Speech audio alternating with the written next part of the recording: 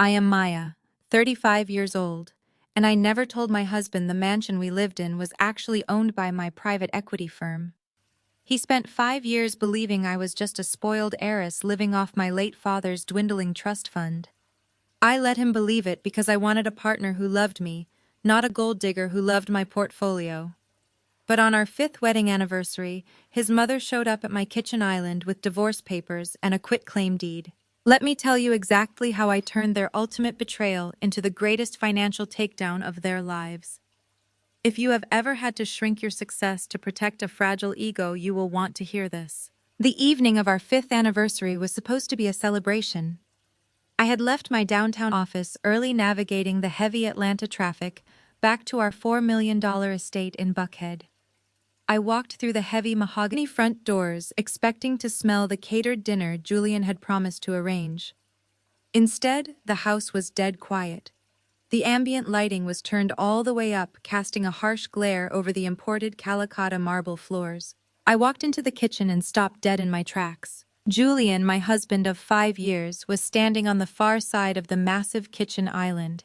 He was wearing his custom-tailored suit, his arms crossed tightly over his chest.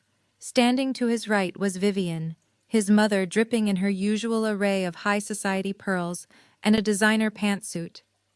To his left stood Harper, his white stepsister from Vivian's second marriage, leaning casually against the countertops, with a smirk plastered across her face. There was no anniversary dinner. There was only a thick manila folder resting on the marble island directly in front of where I stood. Julian did not say hello. He did not offer a greeting. He looked at me with an expression so utterly devoid of warmth that I felt a physical chill run down my spine. "I am leaving you, Maya," Julian announced, his voice echoing in the cavernous kitchen. "I have filed for divorce. The papers are right there." I stared at him, my mind struggling to catch up to his words. Leaving me. On our anniversary. I looked from him to Vivian, who was watching me with the predatory gaze of a hawk that had just spotted its prey. "Why?" I asked, keeping my voice remarkably level despite the sudden pounding in my chest. Julian adjusted his cuffs, looking almost bored by the question. "Because I have outgrown you. I am building a tech empire, Maya.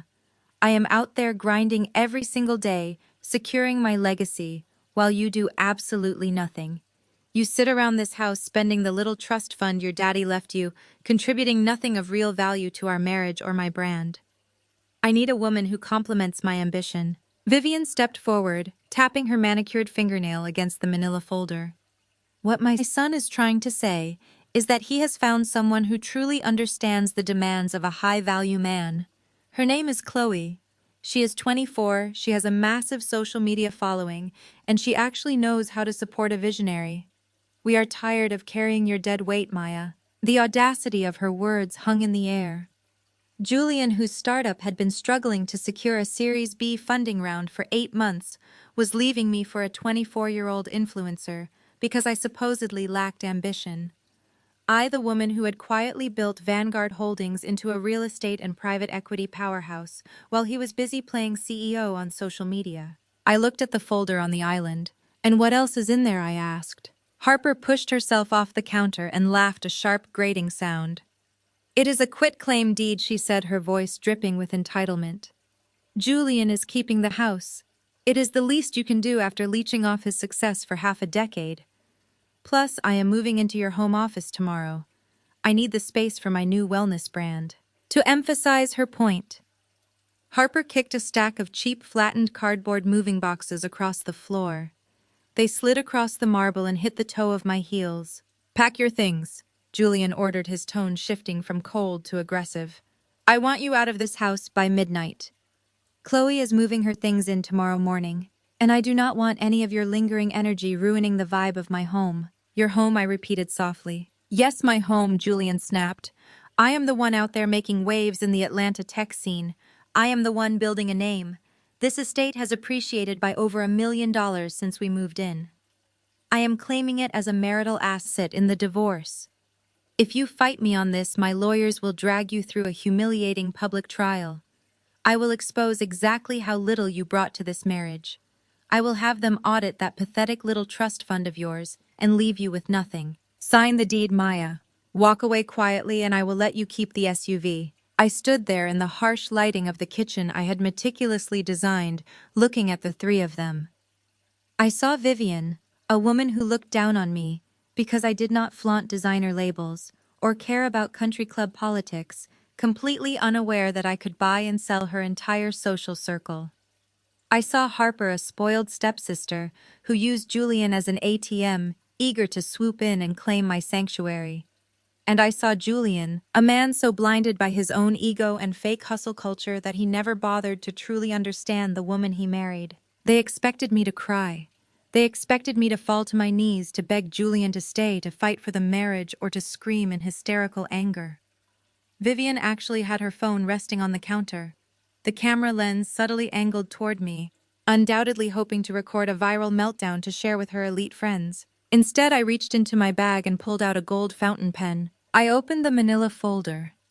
The top document was indeed a standard petition for dissolution of marriage. I flipped to the signature page and signed my name with smooth practice strokes. I did not check the box requesting alimony. I did not contest the division of standard household items. Then I looked at the second document, the quitclaim deed. It was drafted perfectly, demanding that I, Maya, relinquish any and all personal claims to the property located at this address, transferring full ownership to Julian. It was a beautiful legal trap designed to strip a naive housewife of her greatest asset. There was only one problem. I did not own the house personally. Vanguard Holdings owned the house. I had purchased this estate through my corporate entity a full year before I ever met Julian. I had allowed him to pay the monthly utility bills and the landscaping fees because his fragile ego demanded he feel like the man of the house. He actually believed those utility payments meant he was carrying the mortgage. I smiled, a genuine warm smile that made Julian flinch slightly. I signed the quitclaim deed right on the dotted line. "You are making the right choice," Vivian said, snatching the folder away the second my pen lifted from the paper. "It is refreshing to see you finally recognize your place." I did not respond to her. I looked at Julian. "I hope Chloe gives you everything you are looking for, Julian. I really do." I turned my back on them and walked up the grand sweeping staircase. I went into the master suite and pulled my favorite leather duffel bag from the closet. I did not pack my extensive wardrobe. I did not pack my jewelry collection. I packed comfortable clothes for a few days, my passport, and my corporate laptop. Everything else was just material weight I no longer needed.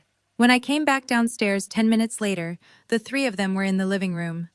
The loud pop of a champagne cork echoed off the high ceilings.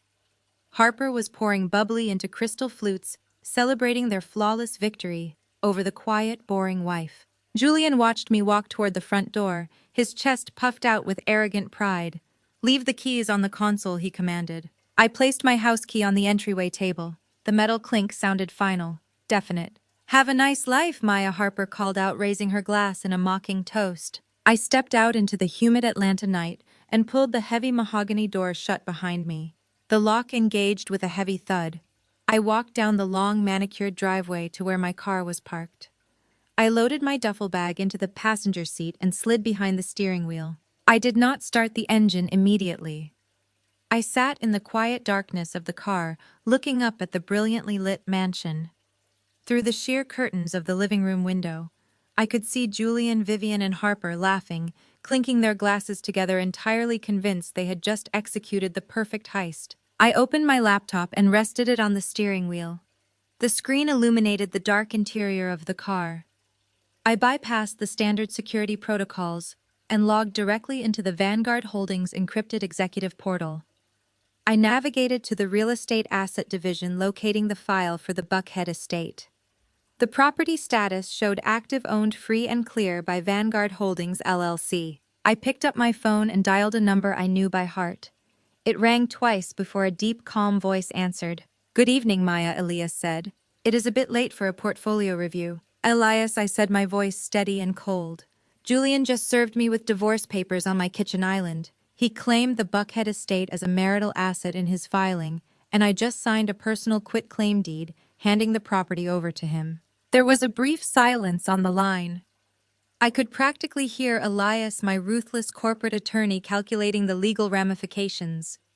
Then a low chuckle rumbled through the speaker. You signed a personal quitclaim deed for a property owned entirely by a multi-million-dollar corporate holding firm, Elias Verified. A firm that Julian has absolutely zero legal connection to. That is correct, I replied. He thinks he just won the house. He is currently drinking my vintage champagne with Vivian and his stepsister to celebrate. I want you to execute a full corporate audit on Julian tomorrow morning. I want to know the exact financial health of his tech startup. I want to know who his investors are, who his creditors are, and exactly how much debt he is hiding behind that fake billionaire persona. Consider it done, Elias said, the professional sharpness returning to his tone. What about the house? Let them enjoy the weekend, I said, shifting the car into gear. Let Julian try to leverage that worthless piece of paper he made me sign. Let him walk into a bank and try to borrow against an asset he does not own.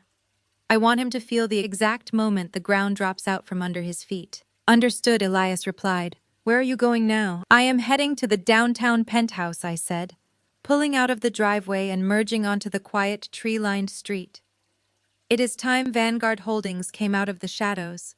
Let us see how Julian likes being a squatter on my property. I ended the call and drove into the city, leaving the illusion of my marriage behind in the rearview mirror. They thought my silence was weakness. They thought my grace was stupidity. But they were about to learn a very harsh lesson about the woman they had underestimated for 5 long years. The game had not just changed. I owned the board. 2 days had passed since I walked out of my own home and left my husband celebrating his false victory. I was sitting at the massive oak desk in my downtown penthouse when my phone buzzed with an automated alert from the bank. The message was brief and cold. Your joint checking account has been frozen by the primary account holder. I logged into the banking application and watched the available balance drop to exactly $400. Julian had moved quickly. He wanted to cut off my oxygen to leave me stranded and desperate, entirely convinced that without him I would be destitute. I just smiled and set the phone face down on the polished wood. A moment later, another notification popped up. This one was from social media. I clicked on the alert, and Harper filled the screen. Julian's stepsister was broadcasting live to her thousands of followers, strutting through the grand foyer of my Buckhead estate. She was holding a mimosa, spinning around to show off the custom chandelier I had personally imported from Italy. Welcome to the new official headquarters of Julian's tech empire, Harper announced to her camera. We finally cleared out the dead weight and upgraded the energy in this place. I am officially moving into the executive suite today. Big things are coming. She flipped the camera lens to show Julian and Vivian in the background. They were laughing and clinking their crystal glasses together. They looked so incredibly smug, completely unaware that they were trespassing on private corporate property. I closed the application and looked around my actual base of operations. The penthouse spanned the entire top floor of a high-rise in the heart of Atlanta. Floor-to-ceiling windows offered a panoramic view of the city skyline. The space was sleek, modern, and practically hummed with quiet power. This was the real headquarters of Vanguard Holdings. While Julian was busy playing a successful visionary for the cameras, I had spent the last 5 years actually building a private equity firm that controlled millions in real estate and corporate assets. My silence had allowed his ego to swell to a dangerous size, and now that same ego was about to pop. The private elevator chimed, and the heavy polished doors slid open. Elias stepped into the penthouse holding a thick leather briefcase. My corporate attorney looked exactly as he always did. Sharp, unbothered, and ready to dismantle anyone who stood in my way. He walked over to my desk and pulled out a stack of documents, spreading them across the smooth surface. I executed the corporate audit just as you asked, Elias said, taking a seat across from me. It did not take long to find the bottom of his operation. Julian has been lying to you, Maya. He has been lying to his mother, to his stepsister, and to his entire network. I leaned forward and picked up the first financial summary. What am I looking at? I asked, scanning the columns of red numbers. You are looking at a sinking ship, Elias replied smoothly. Julian's startup has not secured a single dollar of legitimate funding in over 8 months. His primary angel investor backed out last quarter after realizing the technology they promised does not actually work. The company payroll account is currently overdrawn. He has maxed out 3 different business credit cards just to keep the lights on at his leased office space. Simply put, your soon-to-be ex-husband is completely and entirely bankrupt. I stared at the financial records. Suddenly, everything made perfect sense. Julian had not filed for divorce simply because he found a younger woman who stroked his ego.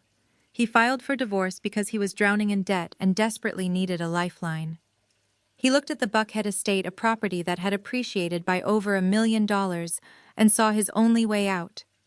He needed me out of the picture so he could claim the house as a marital asset, borrow against its massive value, and inject cash into his failing company to keep up appearances. He froze our joint account to make me panic, I realized aloud, setting the paper down. He thought freezing $400 would force me to come crawling back to him for a settlement, begging him to let me stay. Elias nodded and adjusted his tie.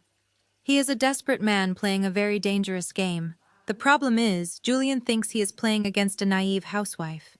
He does not realize he just went to war with Vanguard Holdings.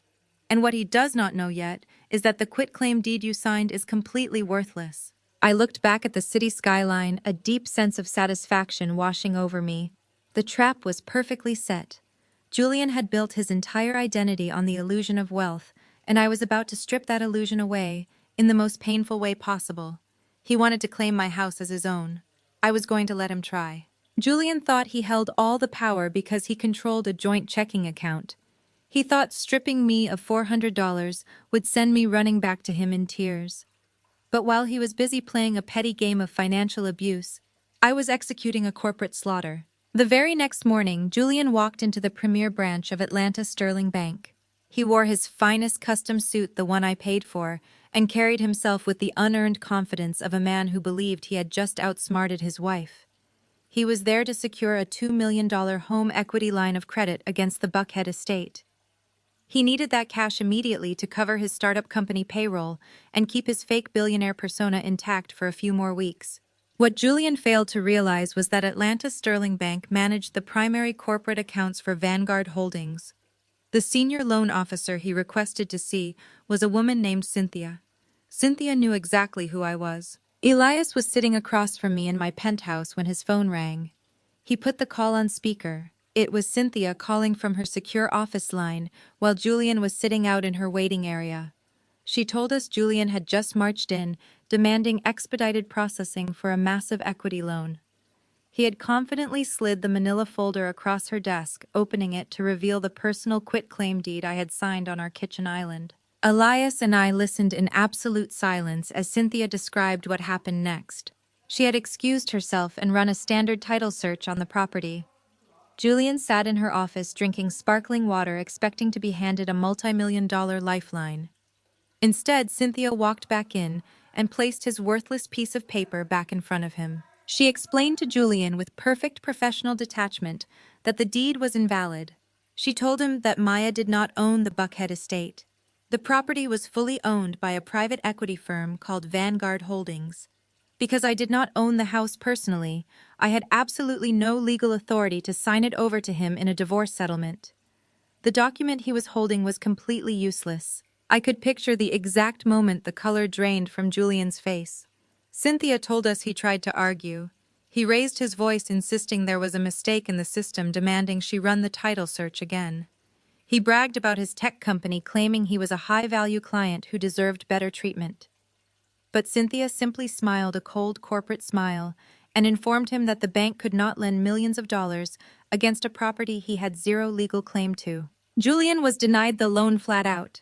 He started shouting, making such a scene that the branch security guards had to step forward and quietly suggest he leave the premises. My arrogant, image-obsessed husband was escorted out of the most prestigious bank in Atlanta with nothing but a worthless signature and a bruised ego. When Elias ended the call, he looked at me and poured us both a cup of coffee. "The first domino has fallen," Elias said calmly. "Now we wait for gravity to do the rest." We did not have to wait long. Without that $2 million loan, Julian had no way to cover his company expenses. At exactly 3 o'clock that afternoon, the automated payroll for his tech startup attempted to process. It bounced immediately. Over 40 employees received notices of insufficient funds. His lead developers, his marketing team, his assistants, everyone suddenly realized their visionary CEO could not even pay their salaries. Julian was backed into a corner, and cornered men always make mistakes. My phone started vibrating on the desk. The caller ID flashed Julian's name. He was calling me back to back, desperate and furious. He had frozen my checking account thinking it would break me, but he was the one suffocating. I let it ring. I wanted him to sit in that panic to feel the exact weight of the financial ruin he had brought upon himself. Let him sweat, I thought. Let him realize that the quiet, boring wife he discarded was actually the only thing keeping his entire life from collapsing. The phone on my desk vibrated for the 7th time in 10 minutes. I watched Julian's name flash across the screen, letting it ring until the very last second before swiping to answer. I pressed the speaker button and set the phone down between Elias and me. Before I could even say hello, Julian's voice exploded through the speaker. His tone was a frantic mix of rage and absolute panic. "What did you do, Maya?" He was practically hyperventilating. "I just got humiliated by bank security, and now my entire payroll department is threatening to walk out.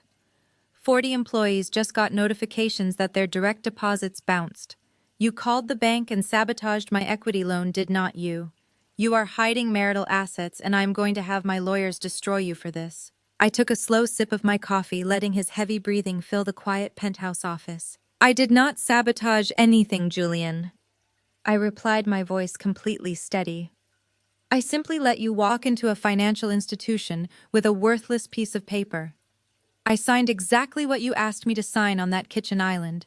It is not my fault you failed to run a basic title search on the house you were trying to steal." "What are you talking about?" he yelled, the sound of slamming doors echoing in the background. "I saw the deed. You signed away your rights to the Buckhead estate." "I signed away my personal rights," I corrected him. "But I never owned that estate personally. You wanted to claim it as a marital asset because you assumed my name was on the mortgage. You assumed I bought it with some imaginary trust fund while we were married. But Vanguard Holdings bought that property in full a year before I even knew you existed. It was never a marital asset, Julian. It is a corporate asset. And you have absolutely zero legal connection to my corporation." The silence on the other end of the line was deafening. I could hear the gears turning in his head as the reality of his situation crashed down on him. For 5 years, he had paraded around that mansion hosting his tech startup parties, bragging to his investors about his massive real estate portfolio. He genuinely believed that because he paid the monthly light bill, he was the master of the domain. "You lied to me," he finally choked out, his voice trembling with a sudden desperate realization. "For 5 years you let me believe you were just some rich girl living off her dead father." "No," I said sharply. "I let you believe whatever made your fragile ego feel secure. You needed to feel like the brilliant provider, while your tech company burned through investor cash. You needed to look down on me to feel tall. I just gave you the space to expose exactly who you are. And yesterday you showed me. You tried to throw me out on the street to fund your fake lifestyle and impress a 24-year-old influencer." "Maya, listen to me," Julian pleaded, his tone completely changing. He was begging now. The arrogance was entirely gone, replaced by the pathetic whine of a man who knew he was drowning. "We can fix this. You have to call the bank. Tell them to approve the loan. If I do not get that capital by tomorrow, my investors are going to pull out. I will lose the company. I will lose everything." "You already lost everything, Julian," I said, leaning closer to the phone. "And we are not fixing anything. In fact, the situation is about to get much worse for you." "What does that mean?" he demanded, the panic rising in his throat again. "It means I am serving you with an official notice," I stated, enunciating every word clearly for the recording Elias was taking. "Since I am no longer residing at the Buckhead property, and since your name does not appear on any lease deed or corporate ownership document, you have no legal right to occupy the premises. I am officially notifying you that you, your mother Vivian, and your stepsister Harper are trespassing on private commercial property." "You cannot do that!" Julian shouted, his voice cracking. "This is my home." Harper already moved her things into the office. "My mother is hosting a dinner party here tonight." "Then I highly suggest you tell your mother to cancel her caterers," I replied coldly. "Because Vanguard Holdings does not run a charity for failed tech founders and their entitled relatives. You demanded I pack my bags and vacate by midnight. I am returning the exact same courtesy." Before Julian could even process my eviction notice, I heard a sharp scuffle over the speakerphone. The sound of a phone dropping against a hard surface echoed through the line, followed by a shrill, furious voice. Vivian had snatched the device right out of her son's hands. "Listen to me, you ungrateful little brat!" Vivian shrieked, completely abandoning her refined country club persona. "You are not evicting anyone. My son built this life for you. He gave you a name. He gave you a place in society. You think you can just throw a tantrum and steal his house because you are jealous he found a better woman. I will destroy you for this, Maya." I leaned back in my leather chair, perfectly calm, and exchanged a look with Elias. He was already drafting the formal eviction paperwork on his tablet, completely unbothered by the screaming woman on the speaker. Vivian was just getting started. "I know everyone who is anyone in Atlanta," she threatened, her voice echoing in my quiet penthouse office. "I sit on the board of the Buckhead Women's Association.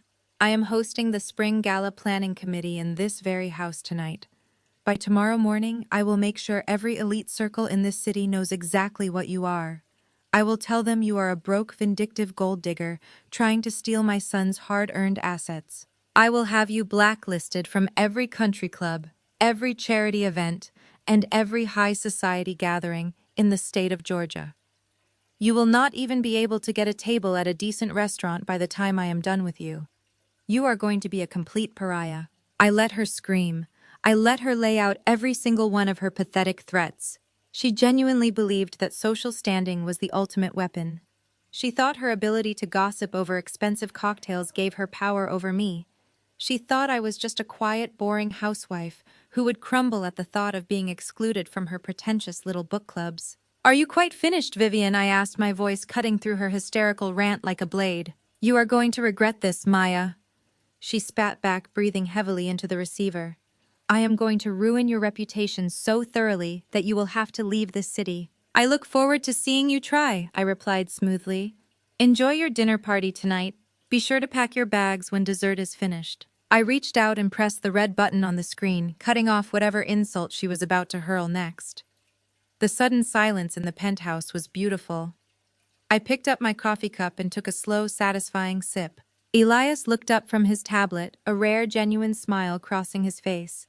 "She seems lovely," he noted dryly. "Are you concerned about her organizing a smear campaign against you among the local elite?" I set my cup down and walked over to the floor-to-ceiling window, looking out over the sprawling Atlanta skyline. The sun was just beginning to set, casting a golden glow over the glass and steel towers that shaped the city. "Not in the slightest," I answered, feeling a deep, powerful sense of anticipation. Vivian is about to learn a very harsh lesson about how the world actually works. She thinks she holds power because she attends charity galas and drinks champagne with socialites. She thinks her invitations to exclusive events make her untouchable. Elias stood up and joined me at the window, sliding his tablet into his briefcase. "What Vivian does not know," I continued, keeping my eyes on the city below, "is that the very high society she worships does not run on gossip. It runs on capital. It runs on the invisible money that funds their galas, underwrites their charities, and keeps their country clubs out of bankruptcy. She is about to wage a social war against the anonymous platinum sponsor of her entire lifestyle." Elias pointed out, his tone laced with dark amusement. "Exactly," I said, turning away from the window. "Vivian is completely unaware that Vanguard Holdings is the silent financial backer behind half the boards she sits on. She thinks she can blacklist me from a society that I literally own. She wants to use her connections to destroy my reputation, but she is about to find out that her connections work for me." I walked back to my desk and opened my laptop, pulling up the schedule for the upcoming Atlanta Elite Charity Gala. It was the most prestigious event of the season, the one Vivian had been desperately trying to secure a VIP table for. I clicked on the sponsor registry. My corporate entity was listed at the very top. "Let her spread her rumors," I told Elias, feeling the thrill of the trap closing in. "Let her tell everyone I am a broke, vindictive ex-wife. Let her build her house of cards as high as she possibly can. Because when she walks into that charity gala next week, expecting to watch me get thrown out by security, I am going to pull the rug out from under her entire existence." I closed the laptop with a decisive snap. Julian had tried to steal my assets, and his mother was trying to steal my name. They had no idea they were bringing a knife to a nuclear fight.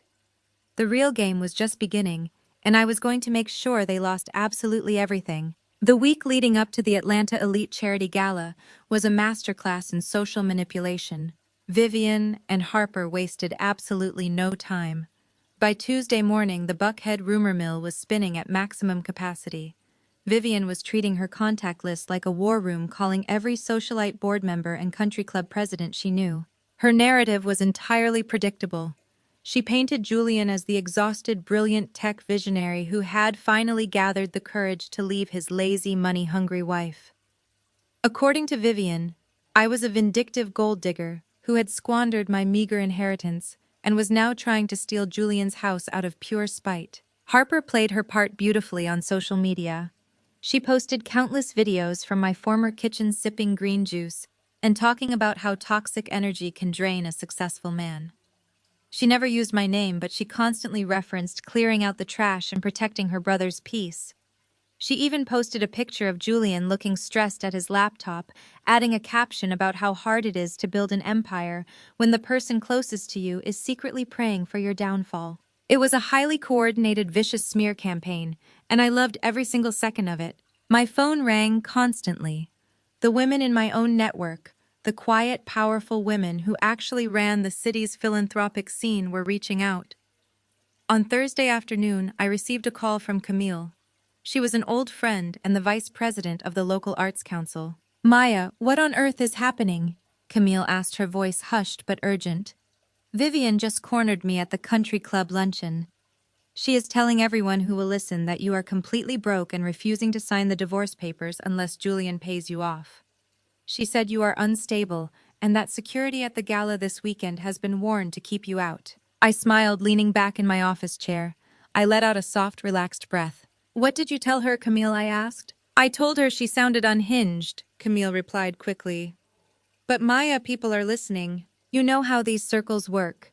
Vivian has been buying them expensive lunches and hosting them at your house all week. They thrive on this kind of drama.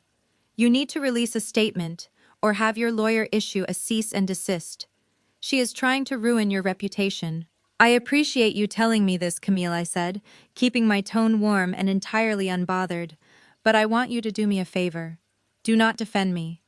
If Vivian brings it up again, just nod and let her talk.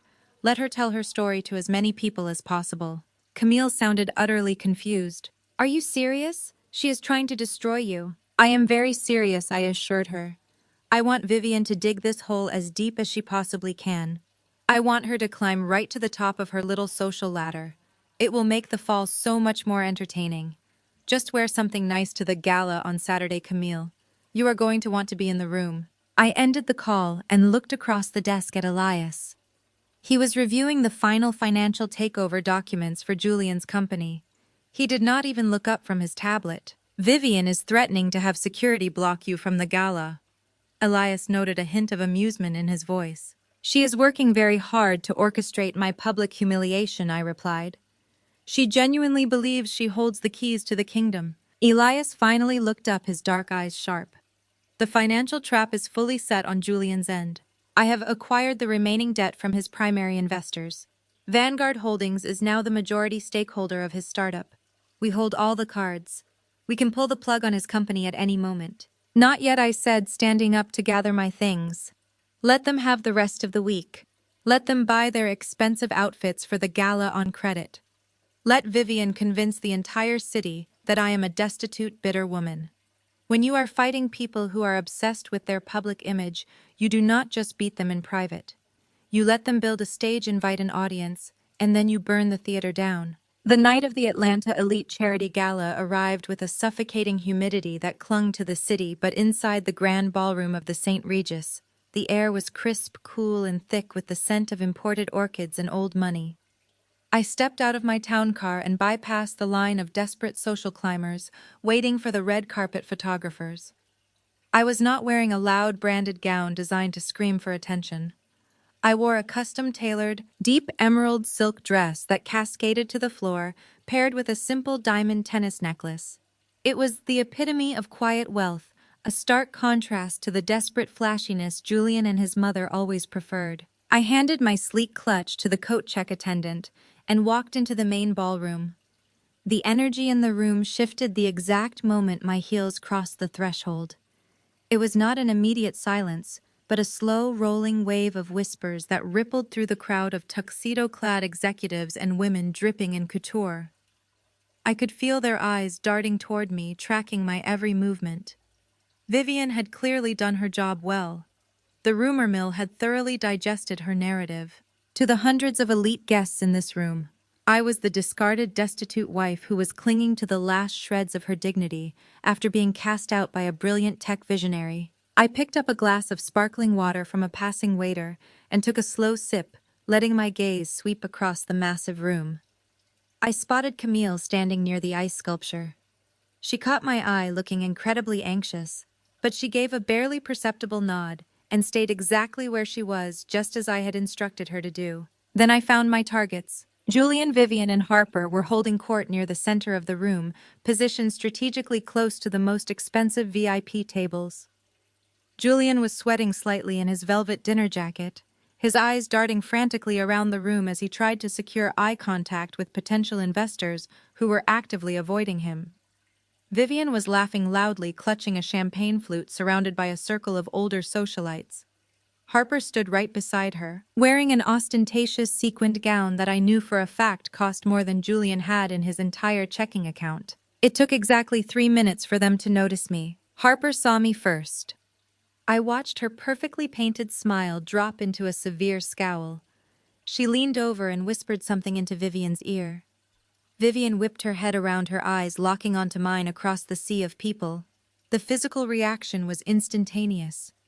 Vivian set her champagne glass down on a passing tray with such force it nearly toppled over. She grabbed Harper by the arm, and the two of them broke away from their group, marching toward me with the coordinated aggression of predators cornering wounded prey. Maya, Vivian hissed as she closed the distance between us. Her voice was low but vibrating with absolute fury. "I cannot believe you actually had the audacity to show your face here. How did you even get past the valet?" "Good evening to you too, Vivian," I said calmly, keeping my voice perfectly leveled. "The floral arrangements look wonderful this year, do not you think?" "Do not play games with me," Vivian snapped, stepping uncomfortably close to my personal space. "You do not belong here anymore. This gala is for benefactors and respected members of the community. It is not a soup kitchen for bitter ex-wives looking for a handout. You are embarrassing yourself." Harper crossed her arms, looking me up and down with obvious disdain. "Seriously, Maya," she sneered, weaponizing her entitlement with natural ease. "We all know Julian froze your accounts. You cannot even afford a basic general admission ticket to this event, let alone a table. Did you sneak in through the service elevator just to stalk my brother? He is busy networking with real billionaires tonight. He does not have time to deal with a hysterical woman begging for alimony." I looked at Harper, letting my eyes drop to the heavy diamond pendant resting on her chest. "It is a beautiful necklace, Harper," I noted, my tone conversational. "But you should be careful leaning over the appetizer tables. The rental agency charges a massive penalty fee if you return those pieces with food stains on them." Harper gasped, her face flushing a deep, angry red as she instinctively covered the necklace with her hand. Vivian practically shook with rage. "You listen to me right now," Vivian demanded, her voice rising in volume. She was losing her temper, entirely frustrated by my absolute refusal to give her the angry, unstable reaction she so desperately wanted to broadcast to the room. "I told you I would ruin you if you tried to take my son's house, and I meant it. Everyone in this room knows exactly what you are. You are a broke, manipulative fraud. I am giving you exactly 30 seconds to turn around and walk out those doors before I make a public spectacle out of you." "You are the only one making a spectacle, Vivian," I replied, taking another calm sip of my water. "And considering Julian's payroll bounced this week, I would highly suggest you keep your voice down before the actual billionaires in this room start asking why your son cannot pay his electric bill." That was the breaking point. Vivian lost whatever shred of country club decorum she had left. She wanted to break me publicly. She wanted to solidify her false narrative right here in front of the most powerful people in Atlanta, to prove once and for all that she was the victor. "Harper," Vivian barked, her voice echoing sharply over the low hum of the ballroom. Get the head of security over here right this second. We have a trespasser who is harassing our family. Harper did not hesitate. She raised her hand high in the air and snapped her fingers aggressively toward a pair of burly security guards standing near the grand ballroom entrance. "Excuse me," Harper yelled intentionally, drawing the attention of the surrounding elite. "We need assistance over here immediately. This woman does not have a ticket and she is threatening my family." The live string quartet playing in the corner of the room seemed to dip in volume. The gentle clinking of silverware and polite laughter halted. Dozens of high society guests, corporate titans and local politicians, stopped their conversations and turned to watch the drama unfold. The crowd naturally parted, creating a wide, clear path for the two large security guards who were now marching directly toward where I stood. Vivian smiled, a cruel, triumphant expression spreading across her face. "I told you that you were going to be a pariah, Maya. Now everyone gets to watch you get thrown out into the street exactly where you belong." The room fell completely silent as the security officers approached. The heavy footsteps of the two security guards echoed against the marble floor as they closed the distance. Vivian crossed her arms, her diamond bracelets clinking together. She was practically vibrating with excitement, waiting for the exact moment rough hands would grab my arms and drag me out of the ballroom. I stood my ground, my posture perfectly straight, my expression entirely unbothered. Just as the lead guard reached out his hand to take my shoulder, a frantic voice echoed across the quiet space. "Stop right there. Step away from her immediately." Elise, the executive director of the charity gala, was sprinting across the room in her designer heels. She pushed past a group of startled tech executives and shoved her way between me and the security guards. She was breathing heavily, her face pale with absolute panic. Vivian smiled, stepping forward with that fake syrupy sweetness she used when talking to people she deemed useful. "Elise, darling," Vivian said, reaching out to touch the director's arm. "Thank goodness you are here. This woman sneaked in without a ticket and has been harassing my family. We were just having her escorted out." Elise slapped Vivian's hand away so hard the sound echoed in the silent room. "Are you completely out of your mind?" Elise hissed, her eyes wide with horror as she looked at Vivian. Then Elise turned to me, her entire demeanor instantly shifting from furious to subservient. She clasped her hands together, bowing her head slightly. "Miss Washington," Elise pleaded, her voice trembling, "I am so incredibly sorry. Please accept my deepest apologies. These guards are new contract hires. They had no idea who you were. I assure you this will be handled immediately." Vivian's smug smile completely collapsed. Her mouth fell open. She looked from Elise to me and back again, her brain clearly short-circuiting. "Elise, what are you doing?" Vivian demanded, her voice losing all its polished charm. "She does not have a ticket. Her husband just froze her bank accounts. She is completely broke." Elise looked at Vivian as if she had just lost her mind. "Broke?" Elise repeated, her voice carrying across the silent ballroom. "Vivian, you are making an absolute fool of yourself." Before Vivian could process what was happening, Elise turned on her heel and marched directly towards the main stage. She signaled the audio-visual team in the back of the room. The grand spotlight shifted, cutting through the dim lighting and landing squarely on me. I stood bathed in the bright white light, my emerald silk dress shimmering. Elise tapped the microphone on the podium. The feedback whined sharply, guaranteeing that every single person in the room was paying absolute attention. "Ladies and gentlemen," Elise announced, her voice booming through the state-of-the-art sound system. "I apologize for the brief interruption, but it seems we have a spectacular misunderstanding regarding one of our guests. And since the moment has presented itself, I believe it is time we finally reveal our silent benefactor for the evening." I watched Harper physically shrink behind Vivian. The color was rapidly draining from both of their faces.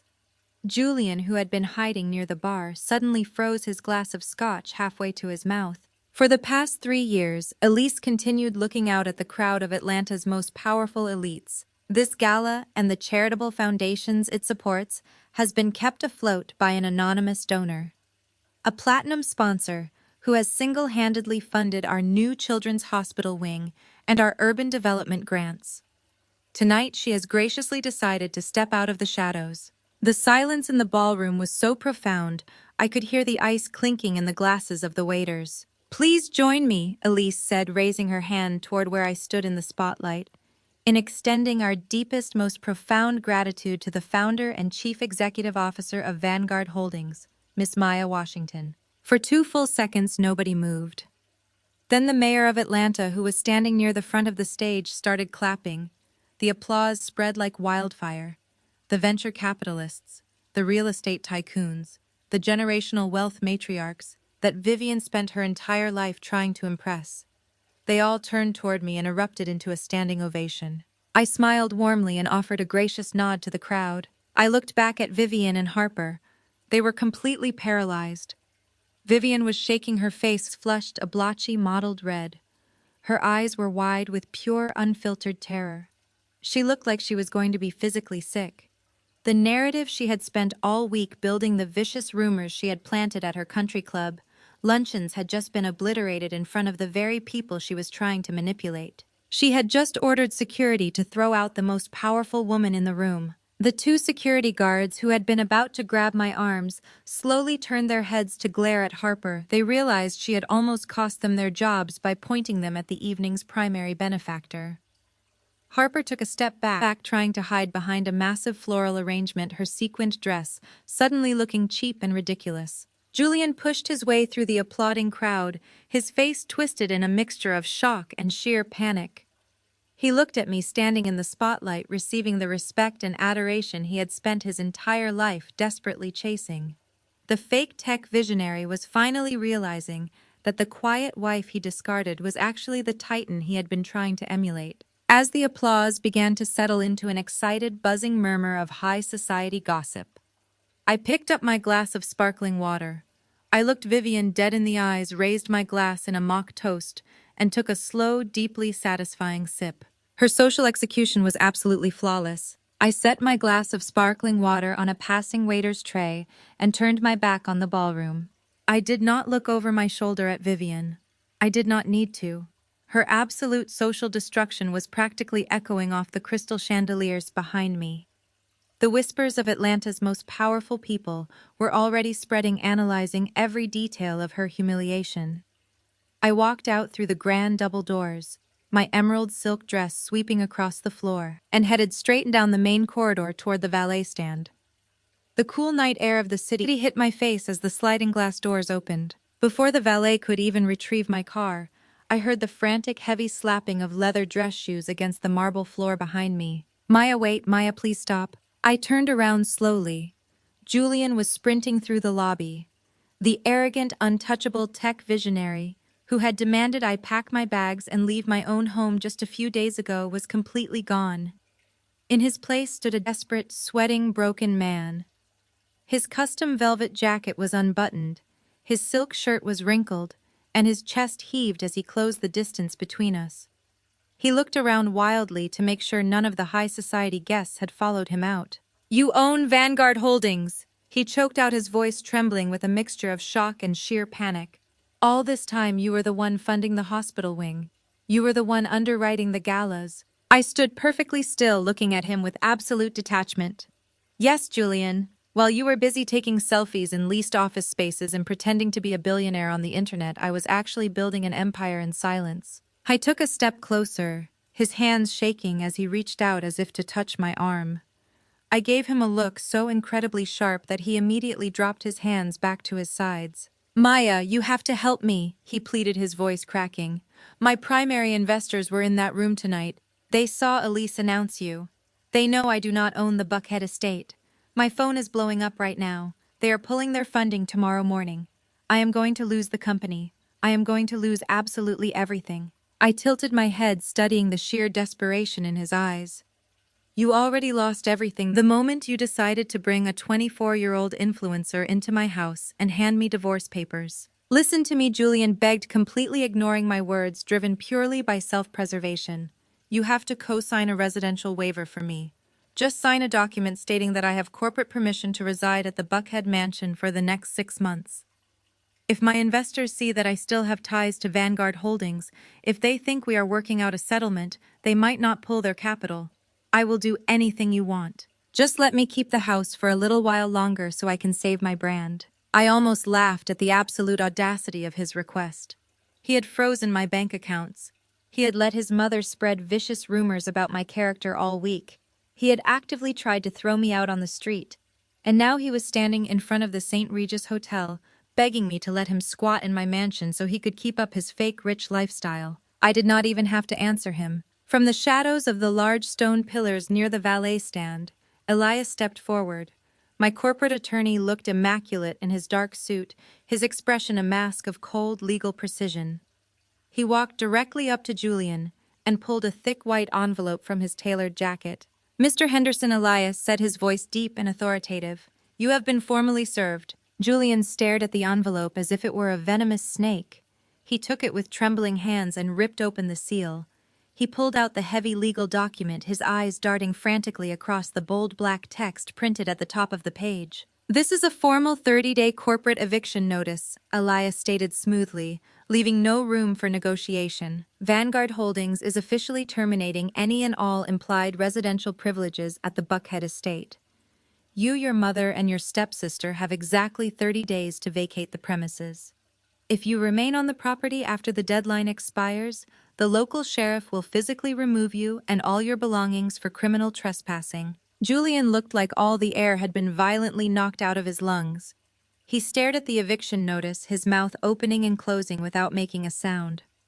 The reality of his situation had finally hit him.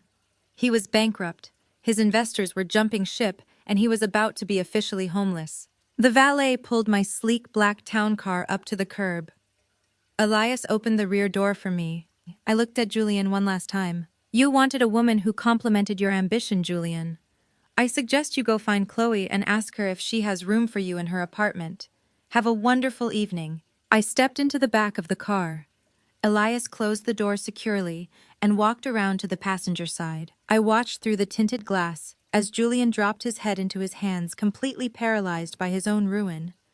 But as my driver shifted the car into gear to pull away from the curb, a sudden movement in the shadows caught my eye. Harper had slipped out of a side exit door of the hotel, avoiding the main lobby. She was looking around nervously, making sure Julian was distracted. She scurried quickly across the dimly lit pavement and tapped frantically on my tinted window. I narrowed my eyes and pressed the button to roll the window down just a few inches. Harper leaned in close, her sequined dress catching the ambient light. Her face was pale, and the usual entitled sneer she wore was entirely gone, replaced by the greedy, desperate look of a rat abandoning a sinking ship. "Maya, wait!" Harper whispered fiercely, her eyes darting back toward the hotel entrance to ensure Vivian was not following her. "I saw what happened in there. Julian is finished. But you do not know the half of what he has been doing." I stared at her, thoroughly unimpressed.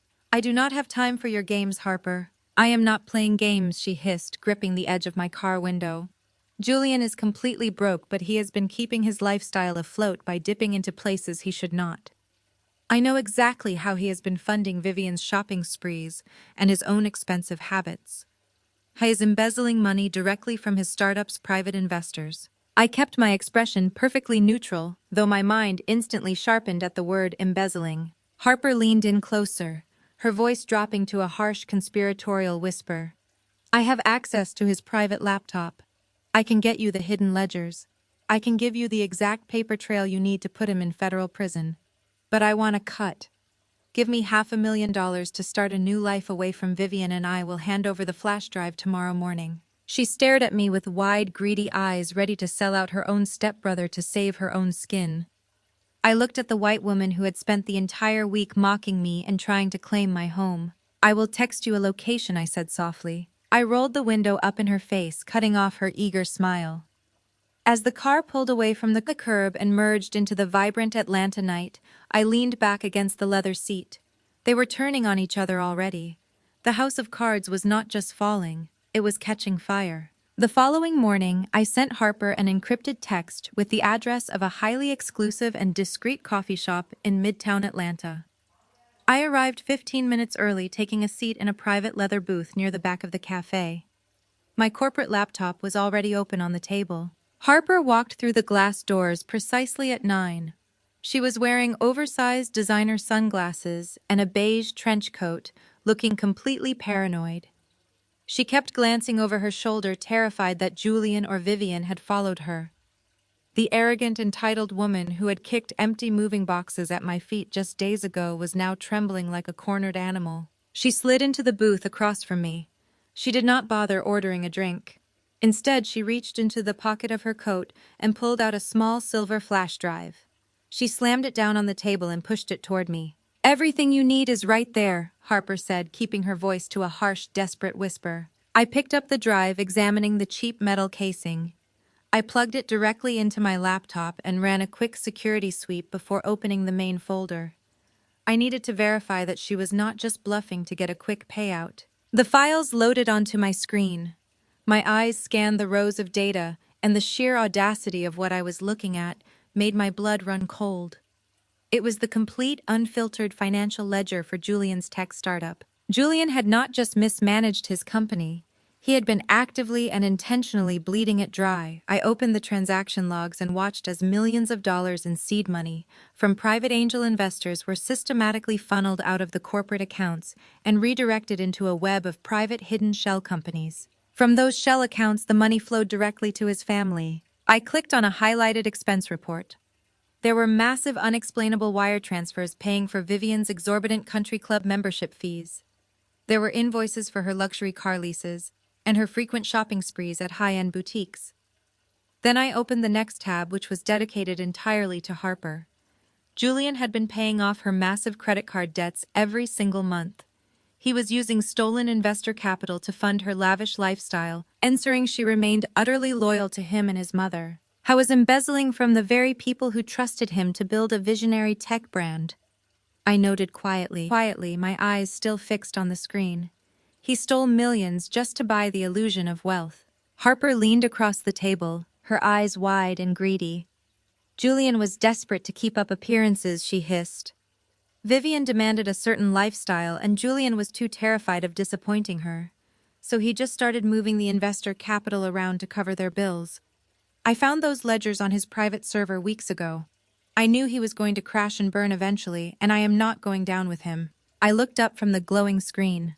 Harper was entirely remorseless. She had happily spent stolen money for years wearing designer clothes funded by corporate fraud, and now she was perfectly willing to sell her own stepbrother to federal authorities just to save herself. There was absolutely zero loyalty among thieves. "The ledgers are fully authenticated," Harper continued, her voice trembling with eager anticipation. "You can hand that drive straight to your ruthless lawyers or to the federal authorities. It is more than enough evidence to put Julian in a prison cell for a very long time. It will ruin him and Vivian completely. You get your ultimate revenge, Maya." She tapped her manicured fingernail against the wooden table. "But I want my cut," Harper demanded, her tone shifting back to the entitled demand I was so familiar with. "I am handing you the key to his absolute destruction. I want $500,000 wired to an offshore account by noon today. You have more than enough money to cover it, and I need that cash to leave Atlanta before Vivian realizes what I have done." I stared at the white woman sitting across from me.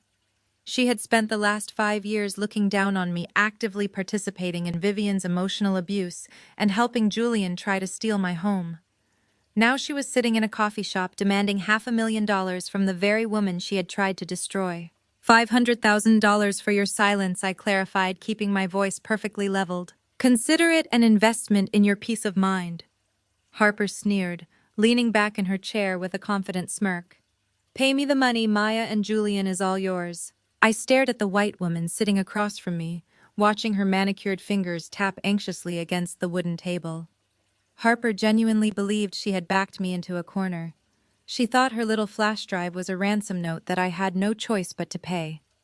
I slowly reached out, wrapped my fingers around the cheap silver casing of the flash drive, and unplugged it from my laptop. I dropped the drive into my designer bag and closed the clasp with a sharp, decisive click. "I am not giving you a single dime, Harper," I said, keeping my voice perfectly calm and entirely devoid of sympathy. Harper froze. Her smug smile completely vanished, replaced by a look of sheer panicked confusion. "What are you talking about?" she hissed, leaning forward so aggressively she nearly knocked over her water glass. "You need that evidence. If you do not wire me the money right now, I will walk straight to Julian and tell him you stole it. I will tell him to wipe the servers before you can even build a case." I leaned back in my leather booth and let out a soft, relaxed laugh. Go ahead, I challenged her, looking dead into her terrified eyes. Call him right now. Tell Julian that you downloaded his highly illegal, fraudulent financial ledgers. Tell him that you know he has been stealing millions of dollars from private investors. But while you are at it, Harper, make sure you also mention that you have been knowingly spending those stolen corporate funds for years. Harper opened her mouth to argue, but no sound came out. The color rapidly drained from her face as the reality of her own legal jeopardy finally clicked into place. You see, I continued, my tone dropping to a quiet, dangerous register. You did not just expose Julian today, you exposed yourself. This drive proves that you are a direct beneficiary of federal wire fraud and corporate embezzlement. That makes you an accessory. If you breathe one single word of this to Julian or Vivian, I will not wait for the divorce courts. I will hand this drive directly to the federal authorities today. I will make sure the FBI seizes every designer bag, every pair of shoes, and every piece of jewelry Julian bought you before they put you in handcuffs. Harper sat frozen in the booth, her breathing shallow and uneven. She looked completely broken, stripped of all her unearned arrogance. She was nothing but a parasite who had just realized she killed her own host. I suggest you pack a bag and leave Atlanta, Harper.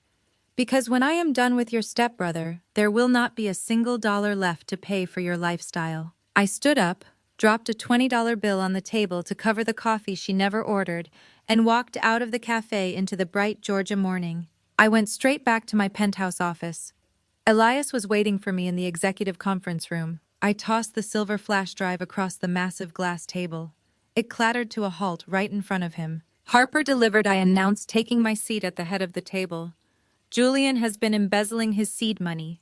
He is funneling investor capital through shell accounts to pay for Vivian's country club fees and Harper's shopping addictions. Elias immediately plugged the drive into his secure encrypted terminal. His eyes scanned the scrolling data, his expression hardening as he processed the sheer scale of Julian's financial crimes. The audacity is staggering, Elias murmured, his fingers flying across the keyboard to verify the routing numbers. He essentially built a Ponzi scheme disguised as a tech startup. We have more than enough here to go to the district attorney. We can have him arrested for fraud before the week is over. I looked out the floor-to-ceiling windows, watching the bustling Atlanta traffic far below. Going to the police was the logical safe move. But it was entirely too easy. Julian had spent 5 years treating me like an uneducated burden while secretly stealing from everyone around him. If I just sent him to prison, he would still view himself as a martyred tech genius who got caught on a technicality. I did not just want to take his freedom, I wanted to take his crown. We are not going to the police yet, I told Elias, turning my chair back to face him. Sending him to jail while he still thinks he is the CEO is not enough. I want to dismantle his empire while he is still sitting on the throne.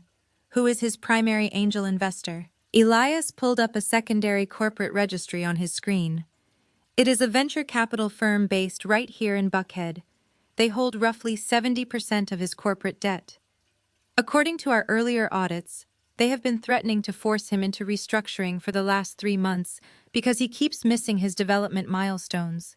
They are bleeding cash on him. I smiled, a sharp predatory feeling settling deep in my chest. Call them, I ordered. Tell them Vanguard Holdings wants to buy their entire position in Julian's company. Offer them a clean exit. They are desperate to cut their losses, and we have the capital to buy them out today. Elias looked at me, a slow, understanding smile spreading across his face. He recognized the absolute brilliance of the financial checkmate I was proposing. He did not ask any questions. He simply picked up his phone and began dialing. The rest of the afternoon was a whirlwind of ruthless corporate maneuvering.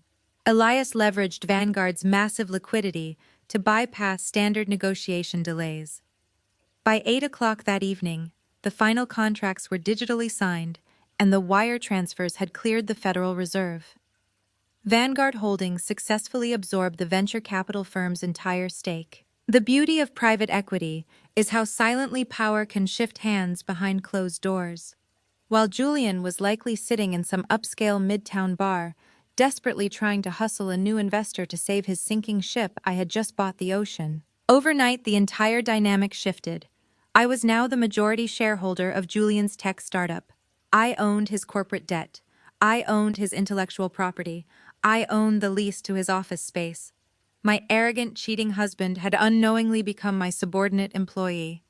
And as his primary creditor and majority owner, I had the absolute legal authority to call in his debts and restructure his leadership at my discretion. The trap was fully loaded, and it was finally time to spring it. Julian wasted no time celebrating his imaginary rescue. By 8 o'clock the next morning, he had sent out an urgent calendar invite to his remaining executive board members and senior developers. He booked the largest glass-enclosed conference room in his leased downtown office building. I knew all of this, of course, because as the new majority stakeholder of his startup, I had immediate and unrestricted access to his entire corporate network. He genuinely believed that a mysterious venture capitalist had swooped in at the midnight hour to buy out his debt because they believed in his visionary brilliance. He had no idea that the silent investor coming to his board meeting was the same woman he had tried to throw out on the street just days prior. Elias and I arrived at the tech hub at exactly 10 o'clock. We bypassed the frantic receptionist and walked straight down the main corridor. Through the floor-to-ceiling glass walls of the conference room, I could see Julian standing at the head of the long table. He was wearing a sharp navy suit, pacing back and forth with that performative, aggressive hustle energy he loved to project. He was giving a passionate speech to his 5 remaining executives, waving his hands and smiling like a king who had just won a war. I opened the glass door and stepped into the room. Elias followed right behind me, quietly closing the door and locking it. Julian stopped mid-sentence. His arrogant smile vanished instantly, replaced by a deep, ugly scowl. Maya, Julian snapped, his voice echoing in the sudden silence of the conference room. How did you get past security? You cannot be here. I am in the middle of a highly confidential executive board meeting. I am about to introduce our new majority investor. Get out before I have you arrested for trespassing. I did not stop walking. I moved directly to the opposite end of the conference table, pulling out the heavy leather chair and taking a seat. I placed my designer bag on the polished wood and looked at the 5 confused executives sitting around the table. Good morning, gentlemen, I said, keeping my voice perfectly leveled and professional. Thank you all for coming on such short notice. Julian marched down the length of the table, his face flushing with absolute fury. Are you deaf? He demanded, slamming his hand down on the table near my chair. I told you to get out. You are embarrassing yourself. My new investor is going to walk through those doors any second, and I will not let your bitter jealousy ruin the biggest deal of my life. I looked up at him, entirely unbothered by his posturing. Julian, I replied smoothly. Your new investor is already here. Julian froze. He looked from me to Elias, who was standing quietly by the door with his leather briefcase. Julian let out a short, condescending laugh, shaking his head as if I had just told a terrible joke. You, Julian, mocked, his voice dripping with venom. You are the new investor. You do not have the capital to buy a cup of coffee right now, Maya. I froze your accounts. You are a broke housewife trying to play corporate raider. Elias stepped forward. He unclasped his briefcase and pulled out 5 thick, professionally bound financial portfolios. He walked around the table, placing one directly in front of each executive board member. Finally, he placed the thickest portfolio right on top of Julian's hand, forcing him to move his fingers. Gentlemen. Elias addressed the room, his tone carrying absolute legal authority. Allow me to formally introduce you to the Chief Executive Officer of Vanguard Holdings. As of 8 o'clock last night, Vanguard Holdings successfully acquired all outstanding corporate debt and equity from your previous angel investors. Miss Washington is now the majority stakeholder and primary creditor of this startup. The executives ripped open the portfolios. I watched their eyes widen as they read the certified transfer documents and the ironclad proof of my ownership. Julian snatched the portfolio and stared at the pages. His eyes darted wildly across the text. His breathing hitched. The paper shook in his hands as his brain desperately tried to process the fact that the woman he had discarded was now his absolute boss. This is illegal, Julian choked out, looking around the room in sheer panic. You cannot do this. You are my wife. This is a conflict of interest. Actually, we are currently in divorce proceedings, I reminded him coldly. And this is a completely legal, hostile corporate takeover. Now sit down, Julian. I am calling this board meeting to order. Julian did not move. He was completely paralyzed by the sudden violent shift in power. I said sit down. I commanded, my voice slicing through the room with enough force to make two of his executives jump. Julian slowly sank into the nearest chair, looking like a man who had just stepped on a landmine. Now I continued opening my laptop and connecting it to the wireless projector mounted on the ceiling. As your new majority stakeholder, my first order of business was to conduct a comprehensive audit of the company's financial ledgers. What I found was not just gross mismanagement, it was federal wire fraud. The projector hummed to life. The massive screen at the front of the room illuminated, displaying the exact spreadsheets Harper had given me. Julian gasped loudly. He lunged forward as if he could physically stop the screen from glowing, but Elias stepped effortlessly into his path, forcing him back into his chair. For the past 2 years, I announced to the horrified executives, your visionary founder has been actively embezzling your seed money. He has been funneling investor capital through untraceable shell accounts. I clicked a button, and the screen transitioned to the itemized expense reports. I did not use your capital to develop new software, I explained, pointing to the highlighted rows. He used it to pay for his mother's luxury car leases and her exorbitant country club fees. He used it to pay off his stepsister's massive shopping debts. He has been treating your corporate accounts like his personal piggy bank to fund a fake high society lifestyle. One of the senior developers slammed his fist on the table, turning to glare at Julian with absolute disgust. You stole our payroll for your mother's country club, the developer shouted. We trusted you. Julian was sweating profusely. He was shaking his head, looking around with wild, desperate eyes. Maya, please, he begged, his voice dropping to a pathetic whisper. You cannot do this to me. I will pay it back. I will fix it.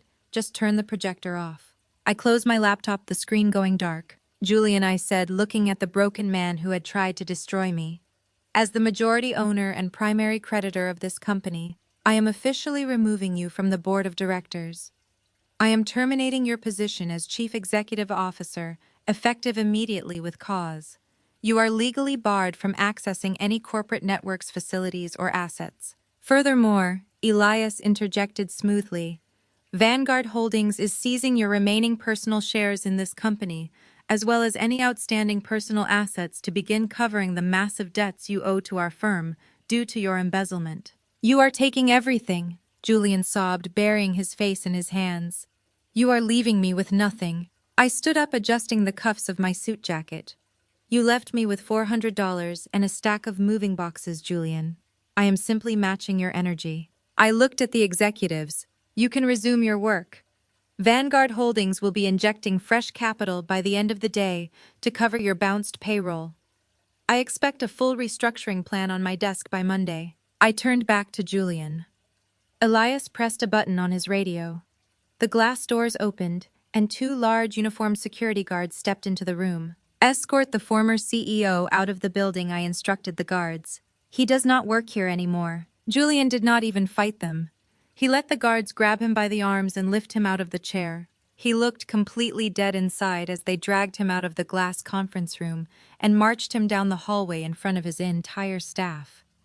I watched him go, feeling a deep, solid sense of satisfaction.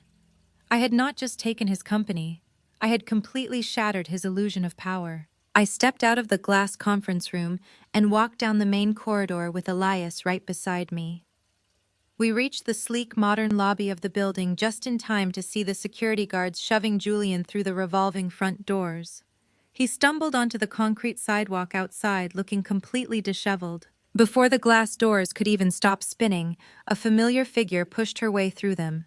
Vivian marched into the lobby, her designer handbag swinging aggressively at her side. Harper was trailing right behind her, trying to look like the supportive, concerned stepsister. Julian must have called his mother in an absolute panic the second I revealed the takeover. Vivian zeroed in on me immediately. She stomped across the lobby floor, completely ignoring the stares of the receptionist and the remaining employees. Maya, Vivian shrieked, her voice echoing off the high ceilings. What kind of illegal stunt are you pulling here today? My son just called me, barely able to breathe. He said you brought fake documents and hired thugs to throw him out of his own building. You are going to call your lawyers right now and reverse this before I have you arrested for corporate sabotage. I stopped walking and stood comfortably in the center of the lobby. I looked at the angry elitist woman who had spent years making me feel small. I did not fake anything, Vivian, I said smoothly. I legally acquired his debt because Julian is a fraud. He has been embezzling millions of dollars from his private investors for the last 2 years. And he used that stolen money to pay for your country club memberships and your luxury car leases. Vivian scoffed loudly, waving her hand in the air. That is an absolute lie. Julian is a brilliant visionary. He would never steal. You are just a bitter, jealous woman trying to frame him because he left you. I shifted my gaze from Vivian to Harper, who was standing a few feet away. Harper suddenly looked very pale. She started taking small, subtle steps backward toward the exit. I did not frame him. I continued keeping my voice perfectly level, so the entire lobby could hear every word. I did not even have to look for the evidence. I was handed his private financial ledgers on a silver flash drive yesterday morning. Vivian frowned, her absolute certainty faltering for the first time. What are you talking about? Who gave you his private ledgers? I smiled and gestured directly at Harper. You should ask your stepdaughter, Vivian. Harper reached out to me yesterday and offered to hand over Julian's entire criminal paper trail. She told me all about the stolen funds. She even tried to extort me for $500,000 so she could flee the city before the federal authorities caught up with your son. The silence that fell over the lobby was absolute. Vivian slowly turned her head to look at Harper. The older woman's face contorted into an expression of pure, unadulterated betrayal. Harper held up her hands, shaking her head frantically. She is lying. Harper stammered, her voice high-pitched and terrified. Vivian, I swear she is making it up to divide us. I would never do that to Julian. She demanded the money be wired to an offshore account by noon, I added helpfully. She said she knew Julian was going to crash and burn, and she was not going to go down with him. I declined to pay her, of course. But I did keep the flash drive. Vivian did not say a single word. She stepped forward and swung her arm with terrifying speed. The sound of her palm connecting with Harper's cheek cracked like a gunshot through the lobby.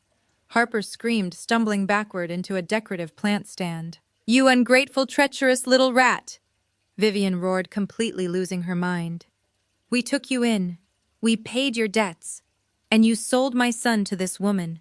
Harper lunged forward, grabbing Vivian by the shoulders, screaming right back at her.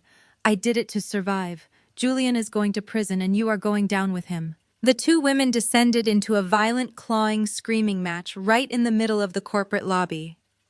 The receptionist scrambled to grab the desk phone while the two security guards rushed back inside to pry the wealthy socialites apart. Elias and I did not stick around to watch the end of the brawl.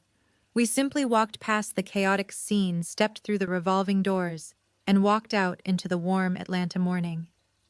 They had spent years united in their cruelty toward me, and it only took one single truth to make them tear each other apart. That night, I sat in the quiet comfort of my downtown penthouse, reviewing the final restructuring plans for Vanguard Holdings. Julian was cornered. He had no company, no money, and his family was currently imploding. But a man backed into a corner will always make one final desperate move. Miles away in the affluent neighborhood of Buckhead, a shadow moved across the manicured lawn of my estate. Julian had sneaked back onto the property under the cover of darkness. He let himself in through the back terrace door, creeping into my home office. He was looking for my original legal documents, desperately hoping to forge a new quitclaim deed that he could use to secure a shady offshore loan. I thought he was being incredibly stealthy. He had no idea that when I left the house, Vanguard Holdings had immediately upgraded the estate's security infrastructure. As Julian sat at my desk and pulled out a stack of forged papers, he completely failed to notice the tiny red lights blinking from the corners of the room. He had just triggered the silent security tripwires, and high-definition hidden cameras were currently broadcasting his federal felony directly to my secure server. The next morning, Elias and I sat in my penthouse office watching the high-definition security footage we had captured overnight. We watched Julian forge my signature and a fake notary stamp onto a fraudulent quitclaim deed. We watched him nervously hold the paper up to the desk lamp, completely unaware that multiple camera angles were recording every single stroke of his pen. By the end of the week, Julian had somehow managed to use that forged document to secure a high-interest bridge loan from a shady offshore lender. He actually thought he had outsmarted me. He thought he had saved his dying tech company and secured his right to live in my house. Julian did what any narcissistic fraud would do when handed a temporary lifeline. He threw a party. It was not just any party. It was a massive, ostentatious rebranding gala hosted right in the grand foyer of the Buckhead mansion. Using the stolen loan money, Julian and Vivian hired elite catering teams, valet parking attendants, and a live jazz band. They sent out gold-foiled invitations to the very same high society members who had witnessed Vivian's absolute humiliation at the charity gala just a few days prior. It was a desperate, transparent attempt to reclaim their social standing and project an illusion of invincibility. Through the live audio and video feed of the security cameras, I had a front-row seat to their absolute delusion. I watched them parade around my estate sipping expensive champagne that Julian had bought with fraudulent funds. Vivian was wearing a new designer gown, draped in heavy pearls, laughing loudly with a group of local real estate developers. She was spinning a magnificent web of lies.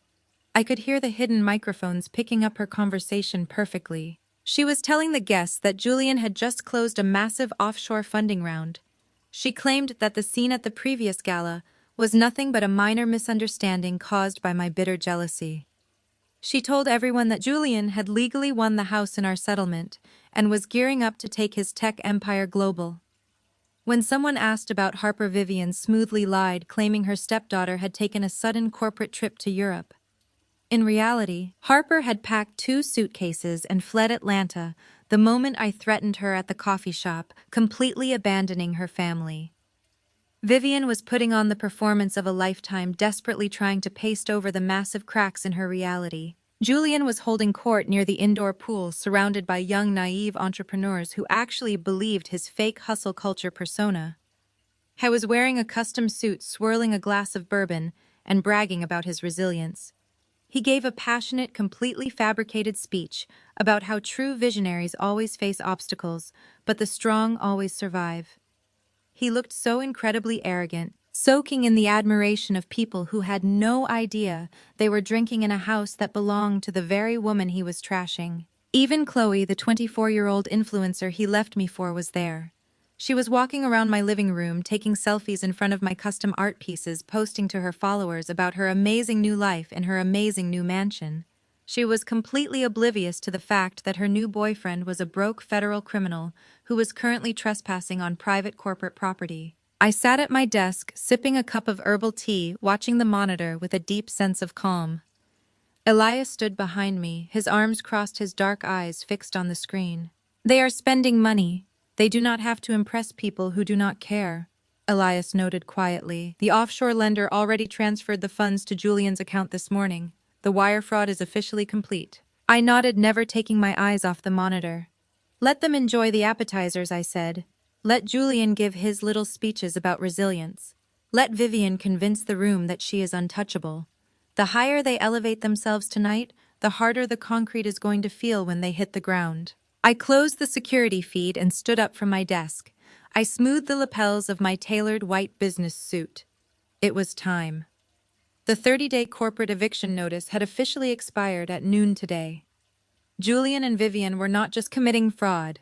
They were hosting an illegal gathering on private commercial property. They thought they had won the war against me.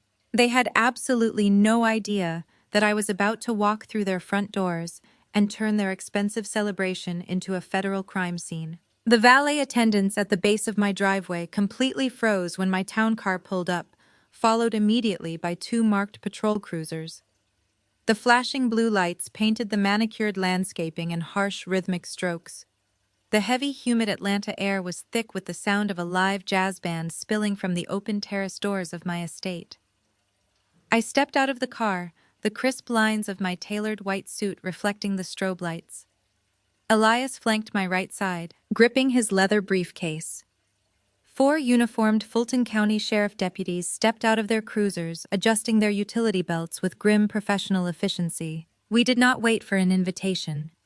I walked straight up the front steps and bypassed the confused catering staff guarding the entrance. I pushed the heavy mahogany double doors wide open. The sheer volume of the celebration hit me instantly.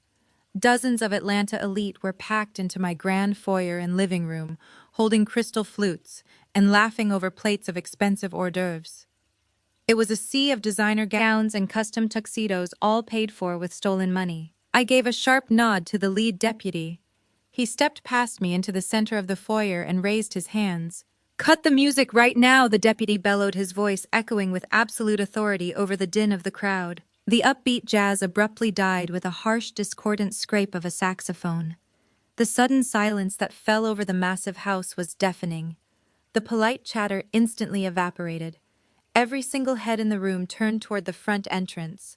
The wealthy guests parted like the Red Sea, murmuring in shocked recognition as they saw me standing there flanked by law enforcement. From the back of the room, Julian pushed his way through the frozen crowd. His face was flushed red, a mixture of expensive bourbon and sudden furious embarrassment.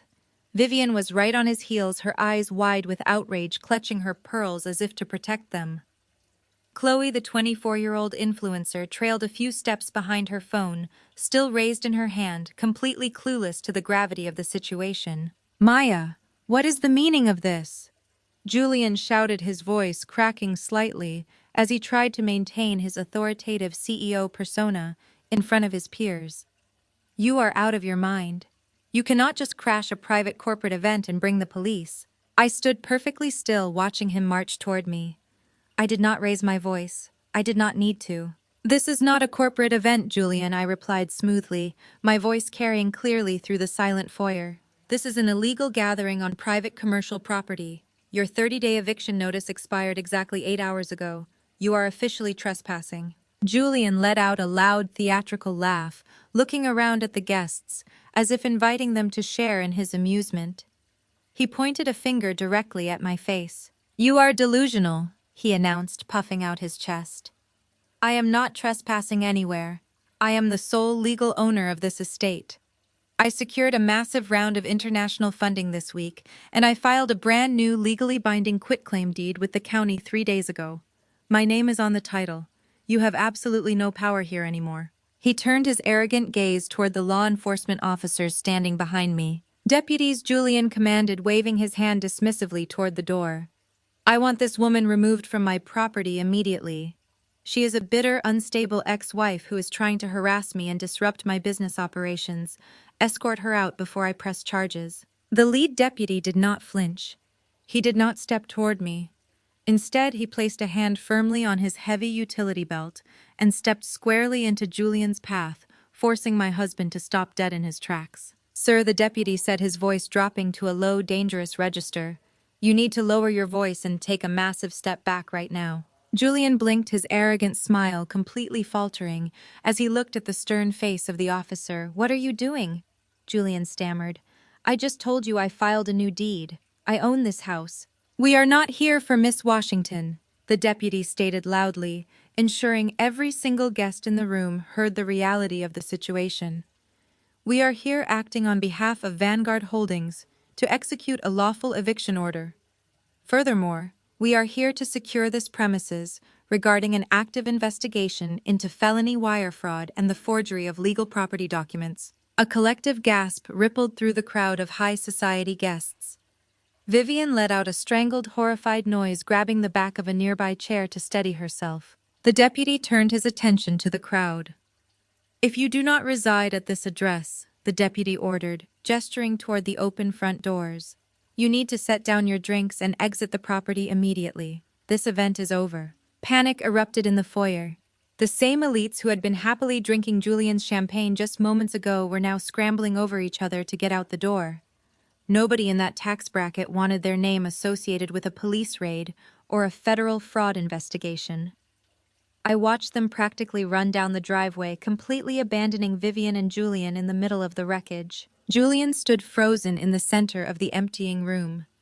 The color had rapidly drained from his face, leaving him looking sickly and pale. He looked at me, his eyes wide with a sudden creeping terror, as the deputy's words finally registered in his brain. "Felony wire fraud," Julian whispered, his voice trembling so badly he could barely form the words. "Forgery. Maya, what did you do?" Elias stepped forward, opening his leather briefcase with a satisfying click. "I did not do anything," Julian, Elias answered smoothly, pulling out a thick stack of high-definition photographs. "We just sat back and watched you do it to yourself." Elias let the thick stack of high-definition photographs slide from his hands. They hit the marble floor of the grand foyer with a heavy slapping sound scattering directly at Julian's feet. "Look down, Julian," I said, my voice completely devoid of any sympathy. "Look at the brilliant tech visionary securing his legacy." Julian stared at the glossy 8x10 prints scattered across the polished stone. Even upside down, the images were unmistakably clear. The security cameras I had installed in the home office had captured everything in perfect, uncompressed digital quality. There was a crystal-clear shot of Julian sitting at my mahogany desk at 2:15 in the morning. Another photograph zoomed in perfectly on his hand, capturing the exact moment he forged my signature onto the bottom of the fake quitclaim deed. The final photograph showed him pressing a fraudulent notary stamp onto the paper, his face illuminated by the harsh glow of my desk lamp. Every single image had a bright red timestamp stamped across the bottom corner, permanently verifying the exact date and minute of his crime. The lead deputy stepped forward and pulled a matching sealed dossier from his own uniform jacket. "We have already reviewed the digital video files provided by Vanguard Holdings," the deputy stated, his voice ringing with absolute authority. "We have clear, continuous footage of you breaking into the corporate office on this property, manipulating legal documents, and subsequently uploading those forged documents to a private offshore lending institution. You used the corporate internet network to transmit fraudulent financial records across international borders." Julian's knees physically buckled. He did not fall completely to the floor, but he swayed so violently that he had to grab the edge of a nearby console table just to keep himself upright. His mouth opened and closed repeatedly like a fish suffocating on dry land. The arrogant, swaggering man who had just been toasting to his own brilliance was completely gone. In his place stood a terrified little boy, realizing he was about to lose his freedom. "You set me up!" Julian choked out, his voice cracking into a pathetic, high-pitched whine. "You knew I was coming back for the deed. You laid a trap for me." "I did not force your hand to forge my signature, Julian," I replied smoothly, adjusting the cuffs of my white suit jacket. "I did not force you to seek out a shady offshore lender, because no legitimate bank in the United States would give you a dime. I simply updated the security infrastructure of my corporate property the moment you demanded I leave. You triggered the silent tripwires the second you opened the terrace door. We sat in my penthouse and watched you commit a federal felony in real time." Vivian finally found her voice. She pushed past her trembling son and marched right up to the lead deputy. Her face was a mottled, furious red, and the heavy pearl necklace resting against her collarbone shook violently with her rapid breathing. "Officer, this is a complete and utter misunderstanding," Vivian demanded, pulling out her most authoritative, elitist tone. "You do not understand who we are. My son is a highly respected entrepreneur in this city. This woman is his bitter, estranged wife. She is fabricating this entire narrative because she is angry about the divorce. I demand you call the chief of police right now. I play golf with his wife every single Tuesday. When he hears that you crashed my private event, you will be looking for a new job by tomorrow morning." The lead deputy did not even blink. He looked down at Vivian with an expression of pure, unadulterated exhaustion. "Ma'am," the deputy said, his tone entirely flat, "the chief of police is the one who signed off on this raid. And if you look out the front window, you will notice that the local politicians and real estate developers you invited tonight just sprinted to their vehicles and sped away to avoid being photographed at an active crime scene. Your social connections do not override federal wire fraud. If you raise your voice at me one more time, I will place you in handcuffs for interfering with an official investigation. Do you understand me?" Vivian's mouth snapped shut. The threat of being physically handcuffed in her designer gown completely shattered her elite facade. She took a slow, trembling step backward, bumping into Julian. From the hallway leading to the indoor pool, a sharp, cynical laugh cut through the heavy tension in the room. Chloe, the 24-year-old influencer Julian had left me for, was standing near the archway. She had lowered her phone, completely abandoning her live stream. Her perfectly contoured face was twisted into a look of absolute disgust. She was looking at Julian like he was a piece of garbage sticking to the bottom of her designer heels. "You told me you owned this house," Chloe said, her voice dripping with venom. "You told me she was just a crazy broke ex-wife who refused to let go. You promised me we were going to renovate the entire second floor for my studio." "Chloe, please," Julian begged, holding his hands up toward her as if trying to calm a startled animal. I can fix this.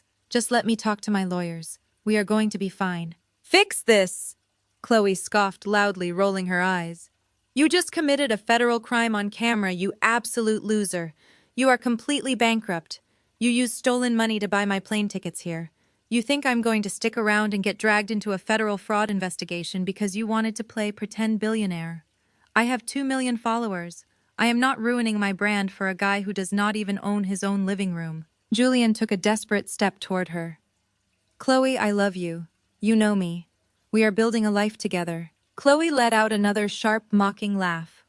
She turned around and grabbed her expensive handbag from a nearby chair. We are not building anything, Julian. Have a great time in prison. Make sure you tell your new cellmate about your visionary hustle. Without another word, Chloe marched right past Julian, stepped over the scattered photographs on the marble floor, and walked straight out the front doors. She did not even look back as she disappeared into the flashing blue lights of the patrol cruisers waiting in the driveway. Julian let out a pathetic, strangled sob. He turned back to me, the tears finally spilling over his eyelashes and tracking down his flushed cheeks. He fell to his knees right in the center of the grand foyer. The man who had demanded I pack my bags by midnight was now kneeling on the floor of my house begging for his life. Maya, I am sorry. Julian wept, his voice echoing pitifully in the empty room. I was wrong. I was so incredibly wrong. I let my ego get the best of me. Just tell the deputies you made a mistake. Tell them you gave me permission to sign the document. I will pay the offshore lenders back. I will give you whatever you want. Please do not take my freedom. I cannot go to jail. I looked down at him, feeling absolutely nothing. There was no pity. There was no lingering attachment. I was just looking at a stranger who had finally been crushed by the weight of his own profound stupidity. You cannot pay the offshore lenders back, Julian, I explained calmly, my voice carrying the finality of a judge delivering a sentence. You secured $2 million from an international entity using a fraudulent asset as collateral. When those lenders realize the deed is fake, they are not going to send a polite collection notice. They are going to come after you personally for every single cent. I took a slow step closer to where he was kneeling. And even if you could somehow avoid them, I continued, my tone dropping to a quiet, dangerous register. Vanguard Holdings acquired your primary startup debt 3 days ago. You owe my corporate firm millions of dollars for the capital you embezzled to pay for your mother's country club fees. Your wages will be garnished for the rest of your natural life. You will never own a home. You will never secure a business loan. You will never be a CEO again. You are financially, socially, and legally obliterated. Julian buried his face in his hands, his shoulders shaking as he wept uncontrollably into his palms. Vivian stood behind him, completely paralyzed, staring blankly at the wall as the realization washed over her. Her son was a criminal. Her luxury lifestyle was built on stolen money. She was completely destitute. The lead deputy stepped forward, breaking the brief silence. Mr. Henderson, the deputy said, looking down at Julian. The 30-day corporate eviction notice you received was legally binding. It officially expired at noon today. You and your mother have been residing on this commercial property illegally for the past 8 hours. Miss Washington has been incredibly gracious not to have you arrested for criminal trespassing the second we walked through those doors. The deputy unclipped the radio from his belt, his expression hardening into absolute stone. Here is what is going to happen right now, the deputy ordered. You and your mother have exactly 10 minutes to go upstairs. You are permitted to pack one single carry-on bag of basic personal clothing each. You will not take any jewelry, any electronics, or any valuable items that might be considered corporate assets or evidence in the ongoing fraud investigation. Vivian gasped, her hands flying up to her face. 10 minutes, she cried out, her voice cracking with sheer panic. I have a closet full of custom gowns. I have thousands of dollars worth of shoes upstairs. You cannot expect me to pack my entire life into a single bag in 10 minutes. Where are we supposed to go? We do not have anywhere to go. That is not a law enforcement concern, ma'am, the deputy replied coldly. Your 10 minutes starts right now. If you are not standing back in this foyer with your bags packed, when my watch hits the 10-minute mark, my officers will place you both in handcuffs, read you your rights, and physically drag you out to the patrol cruisers in whatever clothes you are currently wearing. Move. The sheer booming force of the deputy's command finally snapped Vivian out of her shock. She let out a loud, terrifying wail and grabbed Julian by the shoulder of his suit jacket. She hauled him up from his knees, pulling him frantically toward the grand staircase. "We have to hurry," Vivian sobbed, hauling her broken son up the stairs. "Julian, get up. We have to pack. They are going to arrest us." I stood in the center of the grand foyer and watched them scramble up the sweeping mahogany staircase. They were tripping over the expensive runner rug, pushing each other in their desperate rush to get to the bedrooms. It was the exact same staircase I had walked up just over a month ago when I packed my single designer duffel bag in utter silence. Elias stepped up beside me, his briefcase secured firmly in his hand. He looked up at the empty staircase, a quiet, satisfied smile playing on his lips. "Execution makes the best noise," Elias murmured, quoting the very philosophy I had built my company upon. I nodded, watching the catering staff quietly and nervously slipping out the side service doors, leaving the half-eaten appetizers and half-empty champagne flutes abandoned on the silver trays. The massive, beautiful house was finally quiet again. The toxic, suffocating energy that Julian and Vivian had pumped into this space for the last 5 years was rapidly dissipating, replaced by the clean, sharp atmosphere of total victory. I turned and walked toward the massive kitchen island, my heels clicking softly against the imported marble floors. I ran my hand along the cool stone surface, stopping at the exact spot where Vivian had slid the divorce papers toward me. I looked at the lead deputy, who was standing perfectly still, watching the clock on his wrist. "Thank you, deputy," I said softly. "Just doing our job, Miss Washington," the deputy replied with a respectful nod. I turned my gaze toward the large bay windows overlooking the front driveway. The flashing blue lights of the patrol cruisers were still painting the night, waiting patiently to ensure the trash was finally taken out. The raid was over. The illusion was shattered. The ultimate humiliation was complete, and they had nobody to blame but themselves. The 10 minutes we gave them felt like an eternity for the two frauds scrambling upstairs, but for me it was a moment of absolute tranquility. The ticking of the grandfather clock in the foyer was the only sound left in the estate. I stood next to Elias and the lead deputy, watching the top of the grand mahogany staircase. Exactly 9 minutes and 40 seconds later, heavy and frantic footsteps echoed down the steps. Julian appeared first. He was clutching a gym bag, his custom suit completely disheveled, his silk tie hanging loosely around his neck. He was taking the steps 2 at a time, terrified of the handcuffs the deputy had threatened. Right behind him was Vivian. The sight of her was something I will never forget for the rest of my life. In her absolute panic to gather her most expensive belongings, she had clearly realized that her oversized designer luggage would take too long to pack and carry down the stairs. Instead, she had ripped a heavy-duty black plastic trash bag from the housekeeping cart in the upstairs hallway. She was crying hysterically, her carefully applied makeup running dark streaks down her face and ruining her expensive silk collar. She was dragging the trash bag behind her, the plastic snagging and stretching against the sharp edges of the stairs. They reached the bottom of the staircase, both of them breathing heavily, looking like refugees fleeing a disaster of their own making. Vivian refused to look at me. She kept her eyes glued to the floor, her chest heaving as she pulled the garbage bag across the imported marble tiles. Julian stopped for a fraction of a second, his eyes meeting mine. There was no anger left in him, only a hollow and pathetic desperation. He opened his mouth as if he wanted to offer one final apology or beg for one last ounce of mercy. "Keep moving," the lead deputy ordered, his voice echoing sharply in the quiet foyer. "Your time is up." Julian swallowed hard and lowered his head, walking silently toward the open front doors. Elias and I followed them out onto the expansive front porch, the warm night air washing over us. Because the police had shut down the party so abruptly, the valet service at the bottom of the long driveway was completely overwhelmed. Dozens of Atlanta elite, the powerful investors, the society matriarchs, and the real estate developers Vivian had spent months trying to impress were still clustered near the iron gates, waiting for their luxury vehicles. When the heavy front doors swung open and Julian and Vivian were marched out by the uniformed deputies, the entire crowd of elites turned to look. A collective hush fell over the driveway. For a few seconds, the only sound was the crunch of Vivian dragging her black trash bag across the gravel. Then the reality of the spectacle settled in, and the true nature of high society revealed itself. There is absolutely no loyalty among people who only care about status. When someone falls from grace, they do not offer a helping hand. They pull out their cameras to record the impact. Dozens of smartphone screens lit up in the dark. Camera flashes began to pulse through the humid air.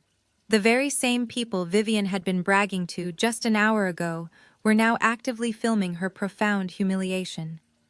They were recording the self-proclaimed Queen of Buckhead, weeping in her ruined designer gown, dragging a garbage bag full of clothes out of a house she was being legally evicted from. Vivian raised her free hand to shield her face from the camera flashes, letting out a loud and humiliated sob.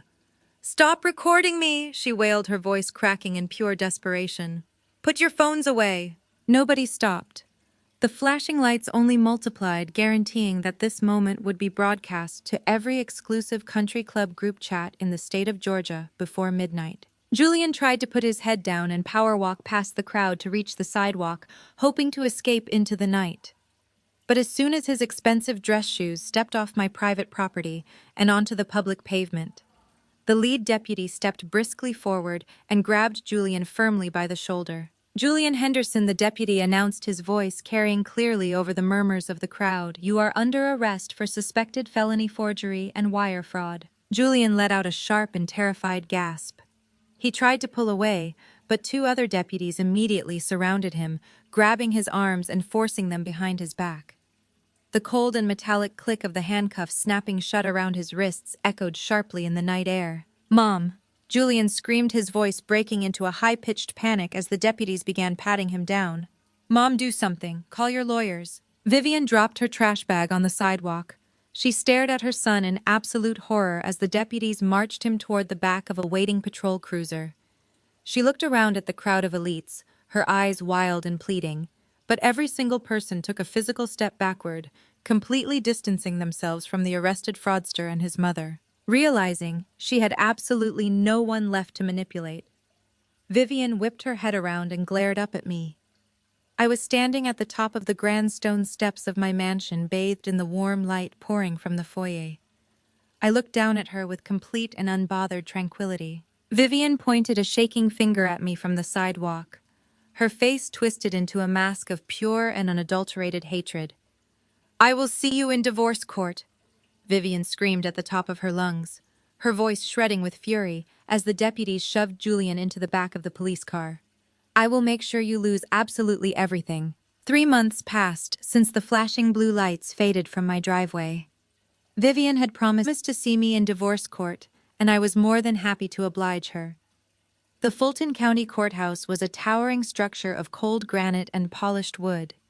It was the perfect arena for the final dismantling of Julian's pathetic empire. I walked through the heavy double doors of the courtroom with Elias right by my side. I wore a tailored charcoal suit projecting absolute authority. The gallery was practically empty save for a few curious onlookers and Vivian, who was sitting in the front row right behind her son. Notably absent from the room was Harper. The moment the federal investigation hit the local news, Harper had packed her bags and completely vanished, leaving Vivian and Julian to face the wreckage alone. There is no loyalty among parasites. The last 90 days had not been kind to Vivian. The polished high society matriarch looked incredibly frail. She had completely drained her retirement accounts and sold off her remaining designer jewelry just to post Julian's bail. She took every last dollar she had to her name and used it to hire the most expensive, aggressive divorce attorney in Atlanta. She genuinely believed this shark lawyer could somehow pierce the corporate veil of Vanguard Holdings and claim half of my private equity firm as a marital asset. She was betting her entire financial existence on the delusion that the law would reward her son's blatant fraud. Julian sat at the defendant's table. The custom velvet jackets and arrogant smirks were entirely gone. He wore an off-the-rack suit that did not quite fit right. His posture was slumped, his face hollow and exhausted from 3 months of relentless federal investigations and public humiliation. Yet when I took my seat next to Elias at the plaintiff's table, Julian lifted his chin. I could see a tiny, desperate shred of that old toxic arrogance flickering in his dark eyes. He actually believed his overpriced lawyer was going to save him. He still thought he was the smartest man in the room, Julian's attorney was a man named Sterling, known around the city for shouting down opposing counsel and bullying judges. He strutted around the defendant's table, organizing his files with exaggerated, confident movements. He looked over at Elias with a condescending sneer, completely unaware that he was bringing a garden hose to a volcanic eruption. The bailiff called the room to order, and Judge Harrison took his seat at the bench. He was a strict magistrate who had a notorious reputation for despising corporate fraud and financial abuse. He looked down at the massive stack of files Elias had submitted into evidence, adjusting his reading glasses with a heavy sigh. Sterling stood up immediately, practically vibrating with aggressive energy. He launched into a theatrical opening statement, painting Julian as a hard-working, visionary entrepreneur who had been maliciously tricked by a deceitful wife. Sterling claimed that I had deliberately hidden my massive wealth from my husband to avoid sharing the financial fruits of our union. He painted a ridiculous picture of Julian working day and night to provide for a woman who was secretly a multimillionaire, pulling the strings from the shadows just to ruin his life. He demanded that the court immediately freeze the assets of Vanguard Holdings. He formally requested that the judge award Julian 50% of the company's total valuation as standard marital property, plus indefinite alimony, to compensate for the severe emotional distress of the eviction and the hostile corporate takeover. Sterling argued that Julian was entitled to a massive payout to restore his destroyed reputation and rebuild his tech company. I sat perfectly still, my hands folded neatly on the polished table. I did not roll my eyes. I did not interrupt. I just let him talk. I let him build a magnificent, towering argument based entirely on lies and pure entitlement. Julian was actually nodding along with his lawyer, a weak, hopeful smile creeping onto his face. He glanced back at his mother, and Vivian offered him a reassuring nod, her eyes burning with vindictive triumph. They were feeding off each other's delusion. Elias sat next to me, perfectly relaxed. He did not take a single note during the ridiculous monologue. When Sterling finally finished his passionate speech, he sat down hard, staring at us with a smug, triumphant grin. The courtroom fell silent, waiting for our defense. Elias slowly stood up, buttoning his suit jacket. He did not raise his voice or attempt to match the theatrical energy of the opposing counsel. He simply picked up a single manila folder and approached the bench. The absolute calm radiating from my attorney caused Julian's hopeful smile to falter instantly. The final battlefield was set, and it was time to end the war. Elias approached the bench with the quiet, terrifying grace of a predator that had already won the hunt. He handed the single manila folder to the bailiff, who passed it up to Judge Harrison. "Your Honor." Elias began, his voice smooth and conversational, completely contrasting the aggressive shouting we had just endured from opposing counsel. Opposing counsel has painted a very colorful picture of a hidden fortune and a deceitful wife. However, the reality is far less theatrical and entirely documented. What you are holding is the original certified documentation for Vanguard Holdings. Elias turned slightly to look at Sterling, who was standing with his hands on his hips waiting to object. "As you can see on page 3, Elias continued, Vanguard Holdings is an irrevocable corporate trust established by my client 3 full years before she ever met Julian Henderson. There has never been a single instance of commingled funds. My client did not hide her assets. She simply protected them using standard ironclad legal structures. Mr. Henderson is not entitled to a single share, a single property, or a single dollar of that corporation." Sterling slammed his hand on his table. "Objection, Your Honor. My client contributed to the household maintenance. He paid the utility bills. That constitutes an investment in the marital estate." Judge Harrison peered over his reading glasses at Sterling. "Paying the electric bill does not buy you half of a private equity firm, counselor. The objection is overruled. Continue, Mr. Elias." Julian sank slightly in his chair. Vivian gripped the wooden railing behind him, her knuckles turning white. "Thank you, Your Honor," Elias said. "Now that we have established that Mr. Henderson is entitled to absolutely nothing from my client, we must address what he actually owes her." Elias signaled his paralegal, who wheeled in a heavy metal cart loaded with thick black binders. He handed the first stack to Sterling and the second to the judge. Sterling opened the binder. The aggressive, confident red color flushed out of his face almost instantly. "Your Honor," Elias announced, his voice ringing through the silent courtroom. Opposing counsel claimed his client was a hard-working visionary. "The documents in front of you are the certified financial ledgers from Mr. Henderson's tech startup. They prove unequivocally that he spent the last 2 years actively embezzling millions of dollars from his private investors. He funneled that stolen capital through shell accounts to pay for his mother's luxury car leases and country club memberships." Vivian gasped loudly from the gallery, pressing her hand over her mouth. Judge Harrison flipped through the pages, his expression darkening into a scowl of pure disgust. "It is a lie," Julian shouted, jumping up from his chair. "She hacked my servers. She fabricated those ledgers to ruin me." "Sit down and be quiet," Judge Harrison bellowed, slamming his gavel so hard the sound echoed off the granite walls. "One more outburst and I will hold you in contempt." Julian collapsed back into his chair, breathing heavily. Sterling did not defend his client. The shark lawyer was staring at the federal wire fraud evidence, realizing he had tethered his professional reputation to a rapidly sinking ship. But Elias was not finished. He pulled out the high-definition photographs from the night of the eviction. He placed them one by one in front of Julian and his lawyer. "To further demonstrate Mr. Henderson's character," Elias continued, "we are submitting visual evidence of a felony. 3 months ago, Mr. Henderson broke into my client's commercial property. He sat at her desk and forged her signature onto a fake quitclaim deed, which he then used to secure an illegal offshore loan." Sterling looked at the photographs. He saw the red timestamp. He saw the clear, undeniable image of Julian holding the forged document. The aggressive, bullying attorney slowly lowered the papers onto the table. He took a physical step away from Julian, actively distancing himself from his own client. "And finally, Your Honor," Elias said, delivering the ultimate death blow. "Regarding Mr. Henderson's ridiculous request for alimony due to emotional distress. Under Georgia law, adultery serves as an absolute bar to alimony.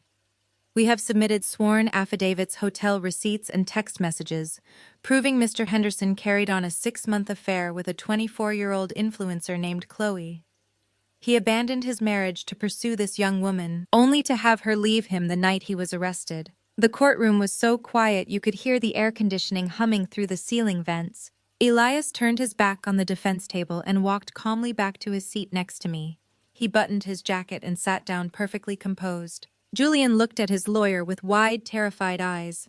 "Do something," Julian hissed frantically. "Object to it. Tell them it is fake." Sterling did not object. He did not shout. He did not shuffle his papers with confident arrogance. The shark lawyer slowly reached for the clasps of his leather briefcase and clicked them shut. He looked at Judge Harrison, offering a stiff, defeated nod. "We have no objections to the submitted evidence, Your Honor," Sterling said quietly. Julian looked like he had just been hit by a freight train. Vivian let out a soft, whimpering sound from the gallery. She leaned over the wooden railing and desperately tugged on Sterling's jacket sleeve. "Do your job," she hissed in a harsh whisper. "I paid you a fortune to destroy her. Fight back." Sterling smoothly pulled his arm away from Vivian's grasp. He did not even look back at her. He knew better than to argue with ironclad federal evidence in front of a judge who was already glaring at the defense table with pure contempt. I sat at the plaintiff table and looked directly at Julian. He was staring at the photographs of his own crime, his chest rising and falling in rapid, shallow breaths. The man who had mocked my quiet demeanor, who had called me a dead weight, holding back his visionary genius, was now completely out of moves. He had walked into this courtroom expecting to steal half of my empire.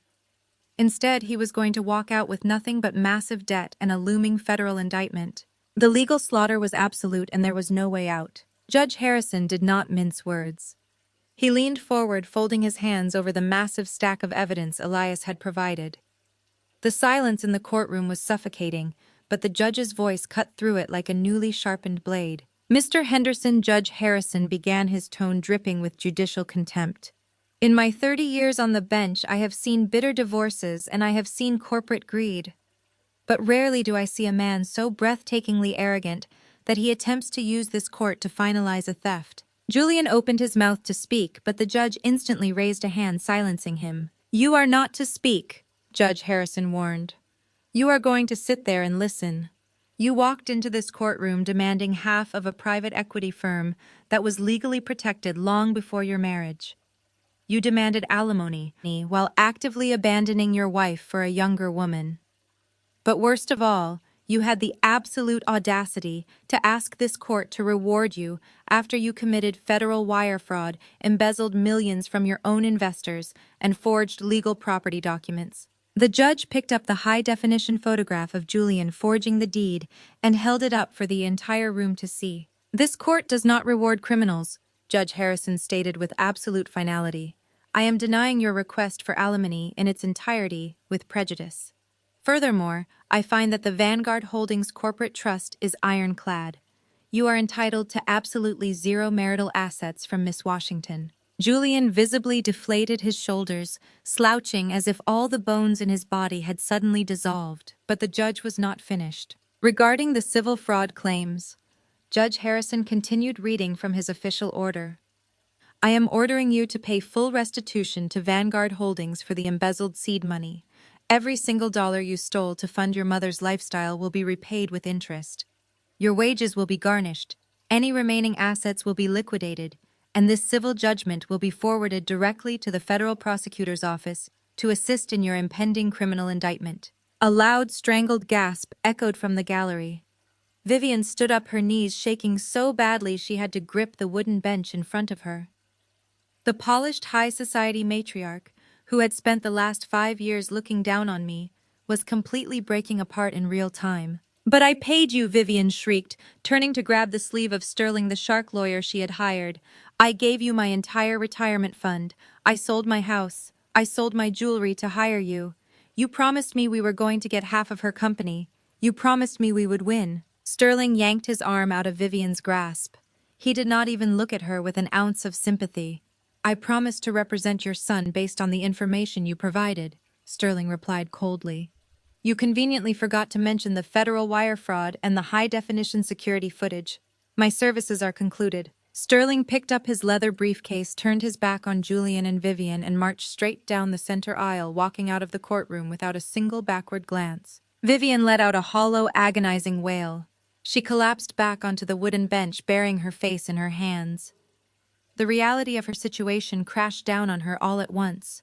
She had absolutely nothing left. She had drained every last cent of her savings to fight a war she was destined to lose, and now she was completely destitute. Her luxury cars, her country club memberships, her entire elite identity were gone forever. From the very back row of the gallery, another figure suddenly stood up. It was Harper. She had been subpoenaed to appear as a potential witness, hiding in the back of the courtroom all morning, waiting to see if there was any chance Julian might actually win a settlement she could leech off of. But the second Judge Harrison mentioned the restitution, and the federal prosecutors, Harper's survival instincts kicked in. She looked at Vivian sobbing on the bench. She looked at Julian staring blankly at the defendant's table. "Harper," Vivian cried out, reaching a trembling hand toward her stepdaughter. "Harper, please. We need to figure out where we are going to stay tonight." Harper did not say a word. She looked at Vivian with pure, unfiltered disgust, pulled her designer coat tightly around her shoulders, and turned on her heel. She pushed through the heavy wooden doors and sprinted out of the courtroom, completely abandoning her stepbrother and mother to save her own skin. She knew the federal authorities were coming next, and she was not going to stick around to be named as an accessory. Julian sat completely alone at the defense table. His lawyer was gone. His stepsister had fled. His mother was weeping uncontrollably behind him. He slowly turned his head to look across the aisle at me. His dark eyes were wide and red-rimmed. He looked like he wanted to say something, to beg for one last ounce of mercy, to apologize for the years of emotional manipulation and financial abuse. But he looked at the cold, unbothered expression on my face and realized that the woman he married was completely gone. I was just the CEO of the company that now owned his entire life. "Court is adjourned," Judge Harrison announced, striking his gavel one final time. Elias closed his laptop and offered me a sharp, respectful nod. It was over. The absolute destruction they had brought upon themselves was finally complete. I gathered my bag from the plaintiff table and turned my back on the empty defense side of the courtroom. Elias offered a final, respectful nod as we walked down the center aisle together. The heavy oak doors of the courtroom swung shut behind us, cutting off the sound of Vivian sobbing onto the wooden benches.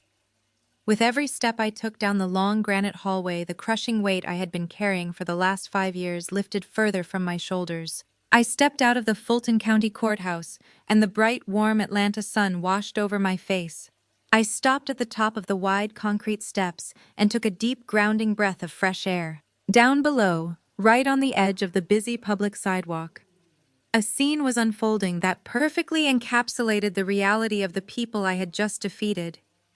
Julian and Vivian were standing near the curb, but they were no longer a united front. Without a shared victim to attack, and without my money to insulate them from the real world, they were turning their vicious, toxic energy entirely on each other. Julian was pacing back and forth, waving his arms frantically, screaming at his mother for wasting his time with a useless lawyer who just abandoned them. Vivian was shrieking right back at him, her face red and contorted with rage.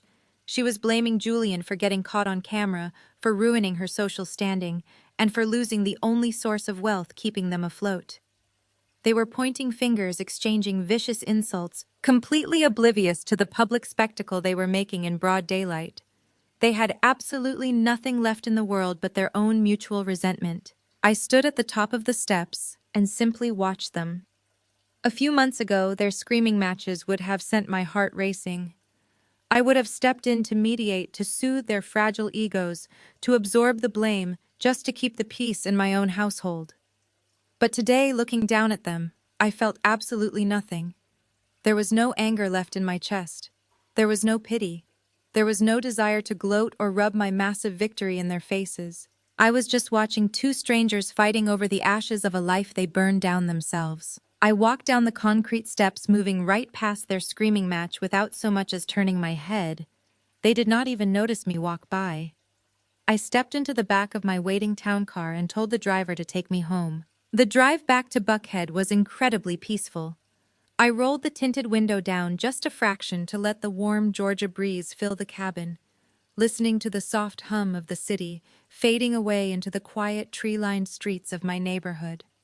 When the heavy wrought iron gates of my estate opened to let me through, I felt a profound sense of homecoming that I had not experienced in years. I unlocked the heavy mahogany front doors and stepped into the grand foyer. The house was impeccably clean, filled only with the soft afternoon light and absolute unbroken silence.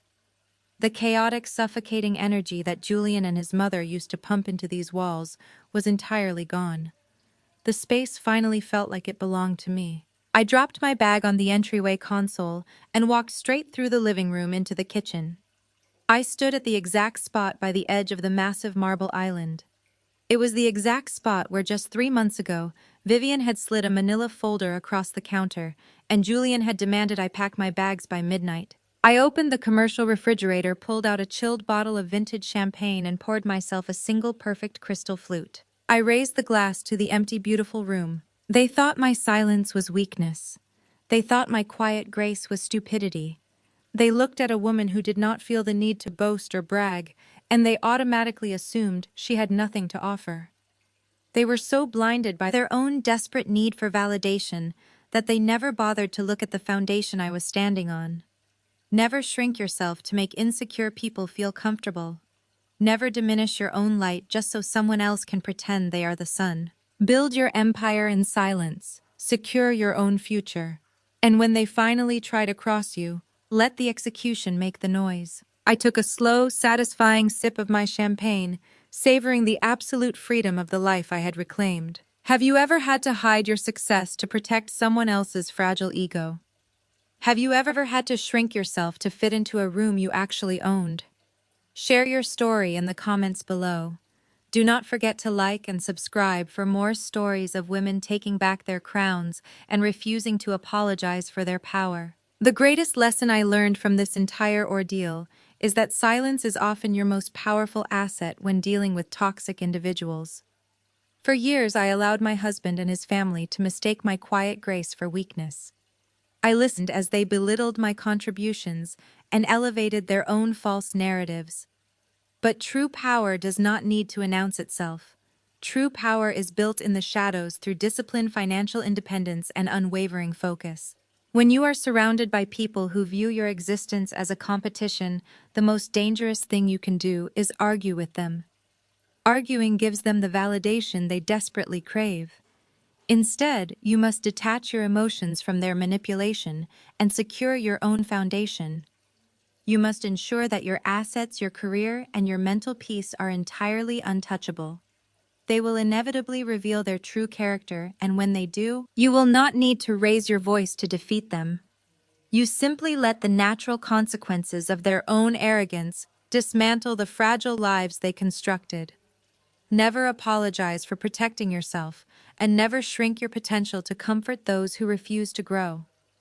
Have you ever had to walk away from a toxic environment to protect your own peace and success? Please share your story in the comments below and subscribe.